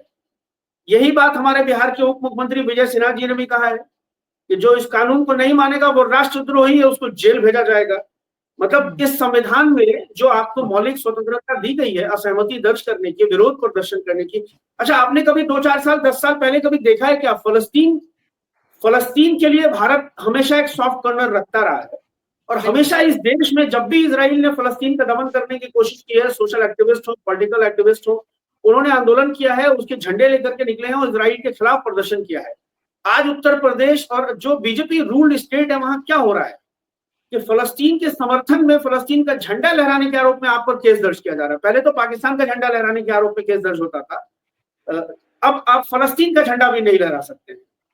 मतलब आप ये सोचिए कि आप जबकि देखिए ऐसा हो रहा है, लेकिन साथ में प्रधानमंत्री जब फलस्तीन को संदेश देते हैं तो अपने उस पुराने संबंध का हवाला देकर उनके साथ होने की बात कर रहे हैं। और लोग जो तारीफ करने वाले, जैसे आप देख लीजिए शशि थरूर जैसे नेता है, वो अगर यूक्रेन वाले मसले पर प्रधानमंत्री बोल रहे कि मैंने गलत मतलब मिस जज किया, तो इजराइल और इसके मसले पर भी कि प्रधानमंत्री संतुलन बनाकर चल रहे हैं। मतलब लोगों में नैरेटिव दिया जा रहा है फिलिस्तीन के मामले को, लेकिन प्रधानमंत्री लेटर लिख रहे हैं सौहार्दपूर्ण फिलिस्तीन के साथ होने को और पुराना जो रिश्ता रहा है फिलिस्तीन के साथ उसका हवाला देकर के। तो आप समझ सकते हैं असल में ये लोग धूर्त हैं, इनको हम धूर्त बोलते हैं। मजबूरी है इनकी कि इनको अंतर्राष्ट्रीय प्लेटफॉर्म पर भी अपनी एक छवि बना करके रखनी है। सबसे बड़ा प्रेशर वहां से होता है। ये वल्ला हबीबी कैसे करेंगे यूएई की किसी मस्जिद में जाके किसी शेख को, जहां से इनको अडानी का प्रोजेक्ट पास कराना होगा। तो ये उसके लिए जरूरी है कि फलस्तीन के साथ भी सॉलिडारिटी दिखाए। लेकिन इनका जो एजेंडा है, जो इनका विचार है, जिस विचार के ये पोषक हैं, वहां फलस्तीन के नरसंहार को ये जायज मानते हैं। किसी भी एथनिक क्लींजिंग को ये जायज मानते हैं। हिटलर के होलोकास्ट को ये जायज मानते हैं कि यहूदियों को गैस चैम्बर में डाल के भून दिया, वो सही किया इन्होंने। तो इसलिए, और आपने कहा कि अमित शाह साहब छत्तीसगढ़ में कलम की बात कर रहे हैं। मतलब एक लोगों की बातें सुनकर के आवाज देखिए, योगी का एक बयान आया है कि 3 साल में उत्तर प्रदेश में गरीबी खत्म हो जाएगी। मतलब मुझे तो कभी कभी आश्चर्य होता है कि ये सत्ता है, सरकार है, यह साला कॉमेडी मतलब कॉमेडी शो चल रहा है, कपिल शर्मा कॉमेडी शो चल रहा है। कश्मीर में आतंकवाद खत्म हो गया, ये संसद में कहा मोदी जी ने। उसके बाद क्या कहते हैं, 1 साल बाद नक्सलवाद खत्म हो जाएगा भारत में, और अब 3 साल में गरीबी खत्म हो जाएगी। कश्मीर में प्लॉट भी तो दिलवा रहे थे, कश्मीर की लड़कियों को दुल्हन बना रहे थे भक्तों की। ये सब भक्त नाच रहे थे कि अभी कश्मीर की लड़कियां जो इतनी खूबसूरत होती है ये इन्हीं को पसंद करेंगी। ठीक है, भक्त तो इतना आगे निकल जाते हैं कि शाहरुख खान जब पठान फिल्म लेकर के आते हैं तो कहते हैं कि शाहरुख खान के पास पैसा नहीं है टिकट देने का, तो हम दे देते हैं, उसको पाकिस्तान भेज दो। मतलब खुद के घर में 5 किलो दाल का पैसा नहीं है और ये शाहरुख खान को टिकट का पैसा दे रहा है पाकिस्तान जाने के लिए। मतलब वो शाहरुख खान इनके जैसे ऐसे कितने लोगों को पाल रहा है मीर फाउंडेशन के जरिया। मतलब उसके अगर आप दूसरे कामों को देखेंगे, मीर फाउंडेशन शाहरुख खान का एक बड़ा फाउंडेशन है, कभी आप पढ़िएगा। एसिड जो पीड़िता होती है उनको वो किस तरह से सेल्फ डिपेंडेंट बनाने का काम वो करते हैं। मतलब मैं यही सोचता हूँ कभी कभी कि हम लोग क्या कर रहे हैं। मतलब हम एक डेमोक्रेटिक कंट्री में है, या एक सर्कस चल रहा है कि कोई आता है, पर्दा खींच देता है, फिर एक नया कैरेक्टर आ जाता है, फिर वो कुछ लोगों को राज कपूर की जोकर फिल्म की तरह हंसा के चला जाता है, फिर कोई दूसरा कैरेक्टर आता है। या तो फिर ये बहुत ही गंभीर विषय है। और अगर जनता की राज कपूर का जोकर था, फिर भी बहुत सारी जो है त्रासदियों को व्यक्त करते हुए मैं वही कह रहा हूँ एग्जैक्टली मैम, मैं वही कह रहा हूँ कि अगर ये इस स्थिति में जनता नहीं चेतती है तो उनको क्या लग रहा है। जेएनयू जैसे संस्थानों को, अभी विजय सर बता रहे थे, जेएनयू जैसे संस्थानों को क्यों अटैक किया गया। उमर को मैं पर्सनली जानता हूँ। 2019 के लोकसभा के चुनाव में मैं और उमर एक साथ एक मिशन पे हम लोग लगे हुए थे। कंटेंट राइटिंग का काम मैं करता था, मैं और उमर मिलकर के काम करते थे। मैं पर्सनली उमर को जानता हूँ। उमर बहुत ही अच्छा लड़का है, बहुत ही अच्छा लड़का नहीं है, उसकी सोच समझ भी बहुत अच्छी है। अनिर्बान को आप देखिए, अनिर्बान के पिताजी जो है वो फेरी करते हैं। मतलब ये क्यों, आखिर कन्हैया जैसा कोई व्यक्ति जिसकी माँ आंगनबाड़ी काज करता है वो अमेठी यूनिवर्सिटी में पढ़ सकता है क्या? मेरे जैसा व्यक्ति जिसकी पढ़ाई छूट गई आर्थिक तंगी के कारण, मैं जेएनयू नहीं पहुंच पाया। अगर मैं जेएनयू होता तो अभी मैं शायद अपने नाम के आगे पीएचडी लगा रहा होता। तो हम तो अमेठी जाने का सोच भी नहीं सकते हैं। भाई एक रेडी पटरी वाला, एक मजदूरी करने वाला, राजमिस्त्री का काम करने वाला, भूजा छिनिया बादाम बेचने वाला ट्रेन पर, उसका बाल बच्चा पढ़ेगा तो ये इनका लाठी बल्लम कौन उठाएगा? मस्जिद के सामने डीजे बजा के नाचेगा कौन? इनको चिंता इस बात की है, इनको चिंता इस बात की है कि सब पढ़ लिख जाएंगे तो सवाल करेंगे, और ये सवालों से डरते हैं। इनका जो पैटर्न है, फांसीवादी हमेशा सवालों से डरते हैं। आपने देखा आज जदयू की जो प्रेस कॉन्फ्रेंस हुई, जिनको कथित मुसलमान नेताओं ने बैठ के एड्रेस किया, इन्होंने वन वे कम्युनिकेशन किया, अपनी बात रख दी, और जब पत्रकारों ने सवाल किए तो सब के सब एक साथ भाग खड़े हुए। ऐसा लगा कि किसी ने पीछे से बेल बजा दिया कि बिरयानी तैयार है, आ जाइए, ठंडी हो जाएगी। ये सब निकल लिए वहां के हॉल से। तो यही असल में समझने की बात है। मैं आपके प्लेटफॉर्म से जनता को ये कहना चाहता हूँ, छोड़ दीजिए हिंदुओं को, छोड़ दीजिए मुसलमानों को, अरे मुसलमानों को छोड़ दीजिए, मैं तो कहता हूँ मुसलमानों को छोड़ दीजिए आप, हम समझ लेंगे, हमें अब हम कहीं जाने वाले नहीं। साकिब, एक वीडियो में कोई बोल रहा था, वो मैं जोड़ना चाह रहा हूँ, पता नहीं वो वीडियो सही था या इसी प्रेस कॉन्फ्रेंस का। वो एक जदयू के एक नेता गोपाल मंडल है, वो बोल रहे हैं आप क्या हमारे दामाद लगते हैं कि हम आपके सवाल का जवाब दें। अगर ये सच है ये, तो ये किस तरह की ट्रेनिंग है और किस तरह का जवाब है, मतलब और क्या मजबूरी है ऐसे लोगों को। यही हमारे जो है जो लोकतंत्र है, इसकी सबसे बड़ी त्रासदी है कि सबसे बड़ा क्वालिफिकेशन यही हो गया कि आप चुनाव जीते, और चुनाव जीतने के बाद आप सर्वगुण संपन्न हो जाते हैं। ठीक है, चलिए हम लोग ना, हाँ हम लोग अब मतलब कि काफी समय हो चुका, मैं चाहूंगी, मैं देख रहा हूँ, मैं थोड़ा देर से ज्वाइन हो पाया क्योंकि मैं ट्रैवल कर रहा था, घर पहुंचा तो फिर मैंने ज्वाइन किया। ऑलरेडी जो है 1 घंटा 20 मिनट जी मैम। लेकिन वही है कि मैं सिर्फ एक लाइन में हम कहना चाहता हूँ कि जनता को चेतना पड़ेगा, अन्यथा आप अगर हिंदू मुसलमान में उलझते रहेंगे तो ये आग आपके दरवाजे पे आ चुकी है, आपके दरवाजे पे आ चुकी है आग, आपको समझ में नहीं आ रहा है, अभी समझ में नहीं आएगा। अभी आपको बज़ाहिर दिख रहा है कि शकीब कोई आतंकवादी बनाया जा रहा है, कोई मनीष वर्मा को नक्सली बना दे रहा है, लेकिन कल ये आपको भी नहीं छोड़ेंगे। एक पॉइंट पर जाकर आपको भी असहमत होना है। आप यही पूछ लेंगे कि दाल इतनी महंगी क्यों हो गई है, सरसों का तेल इतना महंगा क्यों हो गया है, ये आपको आतंकवादी बना देंगे। जी मैम। बिल्कुल, हाँ मैं बस विजय सोनवने सर से एक बहुत संक्षेप में जानना चाहूंगी कि महाराष्ट्र में इसको लेकर जिस तरह से प्रकाश अंबेडकर ने आपत्ति दर्ज की, तो क्या राजनीतिक रूप से, और तब जबकि महाराष्ट्र में अभी ढेर सारी गतिविधियां चल रही हैं नॉर्थ के विरोध में, भाषा के विरोध में, किस तरह से गुंडागर्दी की जो है वो वीडियोस हम लोग देख रहे हैं, और मतलब पूरी तरह से एक नफरत और उसका एजेंडा जो चलाया जा रहा है, तो ये सब कुछ जो है और ये महाराष्ट्र प्रेम के नाम पर किया जा रहा है, महाराष्ट्र के हक में या महाराष्ट्र के हित में, मराठी हित के नाम पर किया जा रहा है। लेकिन एक तरह से ये विभाजनकारी राजनीति है और इसको एक्सेप्टेंस जो है वो मिल रहा है। तो ये तमाम चीजें हैं, उसके साथ में अब इस कानून का जो है सहारा, ये तो और भी ज्यादा रिग्रेसिव बनाएगा। और महाराष्ट्र में, मुंबई खास तौर पर, उसमें किसी और बाहर के स्टेट के लोगों का, जबकि देश की वो आर्थिक राजधानी है, उसका रहना, उसका जीना खाना मुहाल कर देगा फिर तो। और तब जबकि राजनीतिक रूप से आपको किस किस्म की सक्रियता, क्या आपको वो जरूरी राजनीतिक सक्रियता दिख रही है जो इस पे होनी चाहिए? शॉर्ट में, और इसी टिप्पणी को हम आगे मतलब पूरे भारत के कॉन्टेक्स्ट में छोटी छोटी सी बात अपनी आप लोग कहेंगे, ताकि हम जल्दी से 10 मिनट के अंदर चर्चा को खत्म कर सकें।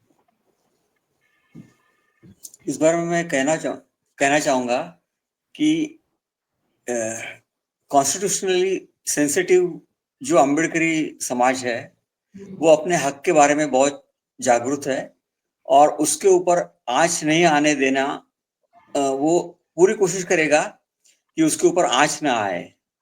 और अम्बेडकरी समाज ने देखा है कि जब भी कुछ फांसीवादी कदम बढ़ते हैं तो उसका जो पहला शौक है वो अम्बेडकरी समाज को ही मिलता है। जैसे भीमा कोरेगांव हुआ 2018 में, और अभी परभणी में एक सोमनाथ सूर्यवंशी की हत्या हुई। ये जो बातें हैं, इससे अम्बेडकरी समाज आशंकित है, इसलिए वो जरूर यूनाइट होके अपने संवैधानिक अधिकारों की रक्षा करेगा। और दूसरे जो समविचारी पक्ष है, जो लोग हैं, वो आगे आकर साथ दे ऐसी उम्मीद रखेगा, क्योंकि लोकशाही का तकाजा है कि आप फ्रीडम ऑफ एक्सप्रेशन जरूर रहे, असहमति का अधिकार रहे और डायलॉग बना रहे। अगर कोई समस्या है तो वो डायलॉग से ही छूट सकती है, इस पर हमारा अडिग विश्वास है। तो मगर इस तरह के कानून जो है वो डायलॉग बंद करने की तरफ ले जाते हैं, डायलॉग की गुंजाइश कम करते हैं, इसलिए इस तरह के कानून नहीं होने चाहिए। और ऐसा कोई महाराष्ट्र में दिख भी नहीं रहा है कि महाराष्ट्र की जो जनता है, जैसे उद्धव ठाकरे की शिवसेना है, उसका भी अभी तक तो हो सकता, मैं वही जानना चाह रही हूँ, क्या उन लोगों ने इस पर आपत्ति दर्ज की है? उद्धव ठाकरे की शिवसेना नहीं, इस बारे में मुझे पता नहीं, शायद नहीं की होगी। नहीं नहीं किए, नहीं। क्योंकि मेरी भी नजर से नहीं गुजरा। तो ये एक चिंता का विषय तो होना चाहिए। नहीं, देखिए, मैंने एक बार बताया आपको कि ये जो स्कूल्स है, अम्बेडकराइट छोड़ के दूसरे जो स्कूल्स है, वो स्टेटस कोई स्कूल ही है। दोनों कांग्रेस हुए या दोनों कांग्रेस हुए, शिवसेना हुई, इनकी रूट तो वही हिंदुत्व बेस ही है कि जो फ्रीडम ऑफ एक्सप्रेशन या डाइवर्सिटी में विश्वास नहीं करते वो लोग हैं। डाइवर्सिटी जो है वो पनपनी चाहिए, डाइवर्सिटी नहीं है तो सिस्टम सड़ जाता है, ये फंडामेंटल रूल है। तो diversity of opinion, diversity of representation, diversity of population, ये सब जगह पे होना चाहिए। अगर ये नहीं है तो सिस्टम सड़ जाएगा जी। ये मैथमेटिकल सर्टेनिटी है। तो एक साथ सारा काम चल रहा है, ये कानून भी है, साथ में महाराष्ट्र की, मुंबई की डाइवर्सिटी, चाहे वो लैंग्वेज के स्तर पे हो, चाहे वो बाकी और कल्चर के लोगों के एसिमिलेशन की हो, उसको लेकर के जो है वो एक उभारा जा रहा है। मनीष और आकांक्षा, विनय, साकिब, आप लोग छोटी छोटी 2 लाइन की टिप्पणी, आखिरी टिप्पणी के तौर पर करिए और बातचीत को खत्म करें। जी, मैं बस इतना कह रहा हूं कि पहले तो इस बात पे एक सहमति बने कि इसको माना जाए कि ये फासिस्ट समय है। इस पे भी अभी बहुत सारे लोग बहस कर रहे हैं कि ये क्या इसको बोला जाए, किस रूप में इसको देखा जाए। तो पहली बात तो शायद ये समझ नहीं बनेगी तो कोई बहुत व्यापक मोर्चा भी बनना बहुत मुश्किल काम होगा। एक तो ये इस मसले को हल करना जरूरी है कि इसको माना जाए कि ये फासिस्ट समय है। दूसरी बात ये कि हमारी जो लोकतंत्र की जितनी नींव है, जो हमारी लोकतांत्रिक संस्थाएं हैं, वो कार्यपालिका हो, न्यायपालिका हो, विधायिका हो, उसकी नींव बहुत कमजोर रही है। तो अभी के समय में जब कोई ऐसा समय आता है जब वो थोड़ा लोकतांत्रिक रहता है तो चेक एंड बैलेंस उसमें रहता है, लेकिन जब वो फासिस्ट समय आता है तो तीनों एक ही दिशा में काम करते हैं।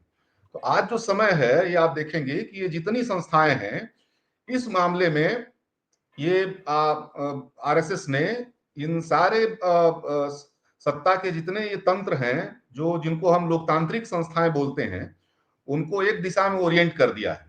एक तो हमको लगता है कि इसको भी हम लोग को समझना है कि वो संसद को भंग नहीं करेंगे, वो अदालतों को भंग नहीं करेंगे, वो कार्यपालिका विधायिका चलाएंगे, वो चुनाव लड़ते रहेंगे, लेकिन वो काम करेंगे उनके लिए। फासिस्ट जो एजेंडा है उसके लिए काम करेंगे, इस दिशा में वो बढ़ रहे हैं, तभी इस बात को लोग ठीक से समझ पाएंगे। दूसरी बात मैं ये कहना चाह रहा था कि कुछ लोग सोच रहे थे कि जंगल में चल रहा है, हमारे पास थोड़े ये संकट आएगा। तो वो संकट अब जंगल में नहीं रहा, वो आ गया आपके पास। अभी भी कुछ लोग सोच रहे हैं कि ये माइनॉरिटी का संकट है, कुछ मुसलमानों का संकट है, तो उनको भी बहुत जल्दी उनका भी भ्रम अब टूटने लगा है कि वही का संकट नहीं है। तो ये कुछ चीजें हैं जिसपे अगर एक स्पष्टता बने लड़ने वाली फोर्सेज में, जितना भी लड़ना चाहती हैं फोर्सेज, और फिर जो है जो राजनीतिक विपक्ष है, जो नागरिक विपक्ष है, जो कल्चरल विपक्ष है, जो साहित्य और संस्कृति का विपक्ष है, उसके बीच में तभी शायद कोई एक व्यापक मोर्चा आगे बनेगा। और एक बात और कहते हुए कि इन 10 सालों में जब अगर देखेंगे तो दमन का भी काल है, लेकिन बहुत ताकतवर संघर्षों का भी काल है। अगर आप इसको देखेंगे, चाहे वो किसान आंदोलन हो, इतना बड़ा किसान आंदोलन हम सब ने नहीं देखा कभी अपने कम से कम उस दायरे में। जब आप देखिएगा एनआरसी का आंदोलन हो, 150 शाहीन-बाग देश में इसी समय खड़ा हुआ, और जो अमित शाह संसद में हकड़ हकड़ के बोल रहे थे कि एनआरसी लागू होगा, ठंडे बस्ते में डालना पड़ा। आप देखिए एससी एसटी एक्ट को इसी दौर में 18 में कमजोर करने की कोशिश की गई, और पूरा जो दलित समाज है पूरे देश में उतरा और सरकार को पीछे हटना पड़ा। तो मेरा ये कहना, इस 13 पॉइंट रोस्टर का जो सवाल था, उस पर मैंने देखा कि जो है लोग बड़ी पैमाने पर सड़कों पर उतरे और सरकार को पीछे हटना पड़ा। तो ये दमन का दौर जरूर है, लेकिन ये संघर्षों का और इस सरकार को पीछे ढकेलने का भी दौर है, और इसलिए हमको लगता है कि उम्मीद अभी बाकी है। जी, आकांक्षा, आपकी टिप्पणी। अभी ये जबकि खतरे बढ़ गए कि कोई बच्चा अगर मार्क्स लेनिन की किताब ले ले तो जेल में पहुंच जाए।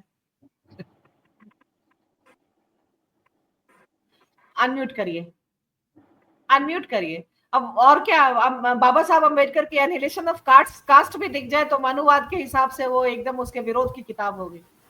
जी बिल्कुल। जिन लोगों को हम पढ़ते हैं, जिन्होंने समाज बदलने को लड़ाई लड़ी है, आज सभी लोग जेल में होते यूएपीएफ के तहत, और कई लोगों को तो फांसी भी हो गई होती। तो मेरी भी सहमति मनीष जी से है कि इस दौर में बहुत सारे लोग हैं जो अभी भी फांसीवाद को फांसीवाद नहीं कर रहे। जो ब्राह्मणवादी हिंदुत्व फांसीवाद का ये दौर है, उसको पहचानना बहुत जरूरी है। और ये भी मेरे स्पष्ट मानना है कि आज जिस तरह की पॉलिटिकल पार्टीज भी है वो भी खुल करके मुद्दों पे नहीं बोल रही है। एक हम कह सकते हैं कि ठीक है, एक डिसेंट कई जगह कुछ लोग बोल रहे हैं, कुछ पॉलिटिकल पार्टीज के लोग, लेकिन जो बीजेपी के खिलाफ एक बड़ी गोलबंदी होनी चाहिए वो भी नहीं दिख रही है। जैसे हम लोगों ने तेलंगाना में देखा कि इन्वायरमेंट की बात राहुल गांधी तो करते हैं, लेकिन जब HCU का जंगल पूरा उजाड़ा जा रहा है तो वहां पे कांग्रेस पार्टी चुप है। या इस तरह के तमाम जो जहां पे कांग्रेस पार्टी रूल कर रही है वहां पे भी आंदोलनों का दमन हो रहा है। तो मतलब एक कोई डिफरेंस बहुत स्पष्ट रूप से नहीं दिख रहा है। जो गोलबंदी होनी चाहिए कि इन पॉलिसीज का हम विरोध करते हैं, तो मेरा तो मानना है कि जनता जो है वही सबसे बड़ी एक फोर्स बन सकती है जो इसके खिलाफ लड़ेगी। जितना स्पष्ट सभी संगठन के लोग, आम लोग इतना जल्दी ये समझेंगे कि हमारा घर भी अब सेफ नहीं है, उसमें भी आग लग रही है, आग दरवाजे तक पहुंच चुकी है, उतना जल्दी हम लोगों के लिए भी होगा कि हम इस जो अभी जो फांसीवादी दौर है उसके लिए खत्म करने के लिए एक लड़ाई मजबूत बना पाएंगे। जी विनय आपके पास आते हैं। विनय, अभी खास तौर पर जैसे मान लीजिए आप नक्सल रिपोर्टिंग कर रहे हैं उसमें, और उसमें आपका जो नजरिया हो एक तरह से अगर वो शोषित और उस तरह से दमनकारी सरकार की नीतियां हैं या उनका रहा है, और आप इसको रिपोर्ट करें और उन सरकार को हल्का सा भी लगे कि आप जो है आपकी सहानुभूति उस तरफ में है, तो मतलब इस तरह से तो आप मतलब उसको रिपोर्ट नहीं कर सकेंगे, लिख नहीं सकेंगे। आपको सरकार के साथ चल करके, ये जैसे आजकल मेन स्ट्रीम मीडिया के का हेडिंग होता है कि इतने मार गिराए गए और आतंकवादी, और इस तरह से जो तो एक दूसरे साइड की स्टोरी है वो लिखने की पूरी गुंजाइश खत्म हो रही है। जनवरी में हाँ, पत्रकार की जिस तरह से निर्मम तरीके से हत्या हुई, जो कि कई सारे मामलों में, मैं नाम अभी भूल रही हूँ, जो कई सारे मामलों में मीडिएशन का काम भी करते थे, डायलॉग की काम करने और मुख्य धारा में लाने का काम करते थे। वही हमारे समय का सबसे बड़ा संकट है। एक तो जो मीडिया है, मीडिया की जो फिनेंशियल स्ट्रक्चर इस तरह से बदल गई है कि, और जो नौकरियां जो है वो परमानेंट नेचर की नहीं रही, और बहाली जो मीडिया में रिक्रूटमेंट की कोई पॉलिसी नहीं रह गई है। और वो ये सुनिश्चित नहीं कर रहे कि कोई पढ़ा लिखा आदमी जो है वो सस्टेन कर पाए, या वो अगर मीडिया के जो पॉलिसीज जो है वो बिल्कुल ही कॉरपोरेट की तरह है, तो ये एक संकट तो है ही। इसके अलावा जो बड़ा संकट ये है कि जब जो बड़े लोग हैं उन्हीं की कोई जो बड़ी संस्थाएं जो पत्रकारों की थी, वो उसमें ही ये गुंजाइश नहीं रह गई कि वो इसको वो कमिटमेंट नहीं है, क्योंकि अब जो है मीडिया में वैसे लोग यहाँ कमिटमेंट से भी ज्यादा है कि सीधे आपको जेल में डाला जाएगा। हाँ, स्पेस नहीं है ना, और लोग उसके लिए तैयार भी नहीं है ना। अगर कोई पत्रकार को ये भरोसा हो कि वो जेल चला जाएगा, इसके बावजूद उसकी नौकरी बची रह जाएगी और उसका परिवार जो है वो सड़कों पर नहीं आएगा, तो शायद लोग फिर भी करेंगे। पर अभी वो जो चीज जो है वो नहीं दिख रही। जी साकिब, आपसे आखिरी टिप्पणी, कंक्लूडिंग टिप्पणी, तब जबकि ये सारी चीजें चल रही है, RTI जो एक बहुत बड़ा हुआ करता था, अब प्रधानमंत्री बहुत इनटॉलरेंट हो गया। स्टेट जो है पहले कानून सब पहले भी थे, पर जो इसका इस्तेमाल जो था वो जो मीडिया को एज ए इनेमी नहीं देखते थे। अगर उससे कुछ गड़बड़ी भी हुई है तो उसको शत्रु की तरह नहीं देखते थे। अब जो है बिल्कुल टारगेटेड करके और उसको शत्रु की तरह नहीं, और उसमें जो जैसे इस तरह का जो था कि RTI था आपके पास, आप अब प्रधानमंत्री की डिग्री के बारे में 70 जो है RTI है, लेकिन फिर भी आपके पास इंफॉर्मेशन नहीं है कि डिग्री कौन सी है, कब की है, कितनी ऑथेंटिक है, और जन्म तिथि उनकी क्या है। आधिकारिक जन्म तिथि 50 की है और उस डिग्री में 49 की है। तो 75 साल के हो चुके हैं, अभी वैसे आधिकारिक में आप 75 साल के होंगे। तो ये तमाम तरह की चीजें मैंने सिर्फ एक उदाहरण के तौर पे दिया। आरटीआई को किस तरह से कुंद कर दिया गया है, जो कि पत्रकारों के लिए बहुत बड़ा हथियार हुआ करता था कि आप उसको करें। अब आप देशद्रोही होंगे, अर्बन नक्सल होंगे अगर आप जो आरटीआई के तहत करते हैं, और जो किताबों का पढ़ना लिखना वो तमाम चीजें, और जो है, और सबसे बड़ी बात जो है आखिर में कि जिस तरह की वॉइस, जैसे कि कहा कि धर्मनिरपेक्ष पार्टी का दावा अब उद्धव ठाकरे की शिवसेना करने लगी थी, लेकिन आप देखिए यहाँ पर इस तरह का जो तमाम चीजें हो रही है, वॉइस नहीं है। या कांग्रेस और बाकी जो उनका कोalition है वहां पर, उस कम से कम महाराष्ट्र के स्तर पर जब ये कानून आ रहा है, 1 अप्रैल को आपत्ति दर्ज करनी थी, तो भी आप देख रहे हैं कि यहाँ पर आगे आ रहे हैं प्रकाश अंबेडकर और जो है रेखा ठाकुर आगे आ रही हैं, और वो उनके मार्फत जो है ये चीजें पहुंच रही हैं, लेकिन बाकी आपको कहीं दिख नहीं रहा। साकिब जी जी हाँ बिल्कुल, बस आप मैम, मैं सबसे पहले तो यही मनीष भाई ने जो बात कही है और आकांक्षा ने जो बात कही है, मैं उसी बात को इंसिस्ट करता हूँ कि सबसे पहले तो हमको ये रियलाइज करना पड़ेगा कि मौजूदा दौर में हम लोग फांसीवाद के दौर में जी रहे हैं। आप जब रियलाइज कर लेंगे फांसीवाद के दौर में जी रहे हैं, आप अभी तक इस संशय में है कि इसको क्या कहा जाए, तो यहां से हमारी लड़ाई कमजोर हो जाती है। आपको ये मान लेना पड़ेगा कि जो हिटलर का फांसीवाद था, जो मुसोलिनी का फांसीवाद था, वही फांसीवाद इस वक्त इस देश में है और व्यवहारिक रूप से आ नहीं रहा है, आ चुका है। और दूसरी बात जो मनीष भाई ने कही कि जो साहित्यिक विपक्ष है, जो कलम से अपोजिशन में है, जो कल्चर से अपोजिशन में है, उन तमाम अपोजिशन की जो फोर्सेस हैं, उनको कलेक्टिव होकर के एक ऐसा एफर्ट, एक ऐसा संघर्ष तैयार करना पड़ेगा ऐसे तमाम प्रोग्रेसिव लोगों के साथ में। एक तो वो एक अलग मोर्चा बना करके विरोध करें, और साथ ही साथ ये जो हमारा राजनीतिक विपक्ष है, हम लोगों को उनके ऊपर भी दबाव बनाने की जरूरत है कि आप संसदीय राजनीति में हमारी लड़ाई लड़िए। आप ये नहीं होगा कि आप सिर्फ अपने सवाल जवाब जो है संसद में और विधानसभा, आप जो जनता के सवाल है, यानी जो हमारा सवाल है, हम जो विपक्ष की भूमिका बाहर से निभा रहे हैं, हम निर्वाचित होकर के किसी हाउस में नहीं है, लेकिन फिर भी हम विपक्ष की भूमिका निभा रहे हैं, तो हमको साथ साथ ये जो निर्वाचित विपक्ष है, जो देश का निर्वाचित विपक्ष है, राजनीतिक विपक्ष है, हमको उस पर भी दबाव बनाना पड़ेगा कि आप इन सवालों को लेकर, जैसे आप कह रही हैं कि अभी प्रकाश अंबेडकर ने उठाया, ये पूरा का पूरा जो महाराष्ट्र का विपक्ष है, देश का विपक्ष है, उसको लेकर हर फोरम पे उसको आवाज उठाने की जरूरत है। और बस इतना ही बोलना है आज। यही बिल्कुल, और यही कंक्लूडिंग लाइन भी हो सकती है आज की चर्चा की, कि इतना बड़ा खतरा जो है वो सामने मंडरा रहा है। यूएपीए है ही एक रिग्रेसिव कानून, उसको भी माना जाता है, जिसके तहत तमाम लोगों को जो है देशद्रोह इसके इल्जाम में जेल में बंद किया जाता है। उनकी सहज जो एक आवाज होती है, प्रगतिशील आवाज या किसी भी विरोध की आवाज जो सत्ता के खिलाफ होती है, उसके लिए उनको जेल में डाला जाता है या प्रताड़ित किया जाता है। और महाराष्ट्र में उससे भी आगे बढ़ करके जो ये कानून लाया जा रहा है, और इस पे एक तरह की चुप्पी जो है, और मेन स्ट्रीम मीडिया में बिल्कुल इसकी चर्चा ना होना, ये जो है चिंता की बात है। लेकिन उम्मीद भी है, जैसे कि प्रकाश अंबेडकर ने जो है वो आह्वान करे, 22 अप्रैल को जो है एक राज्यव्यापी हड़ताल है महाराष्ट्र में इसी इशू पे, तो हम आगे इस पर नजर रखेंगे। तब जबकि महाराष्ट्र के और मुद्दे जो हैं, जो अभी चल रहा है, चाहे वो भाषा के स्तर पे हो और या एक मराठी वर्सेस अदर जो है उसको लेकर के चल रहा हो, ये तमाम चीजें आपस में एक दूसरे से जुड़ी हुई हैं, इसे समझे जाने की जरूरत है, क्योंकि यही राजनीति इन सबको स्पेस देती है। आप सबका बहुत बहुत शुक्रिया, आभार इस चर्चा में शामिल होने के लिए, बात करने के लिए। चर्चा थोड़ी लंबी रही, लेकिन सारगर्भित है और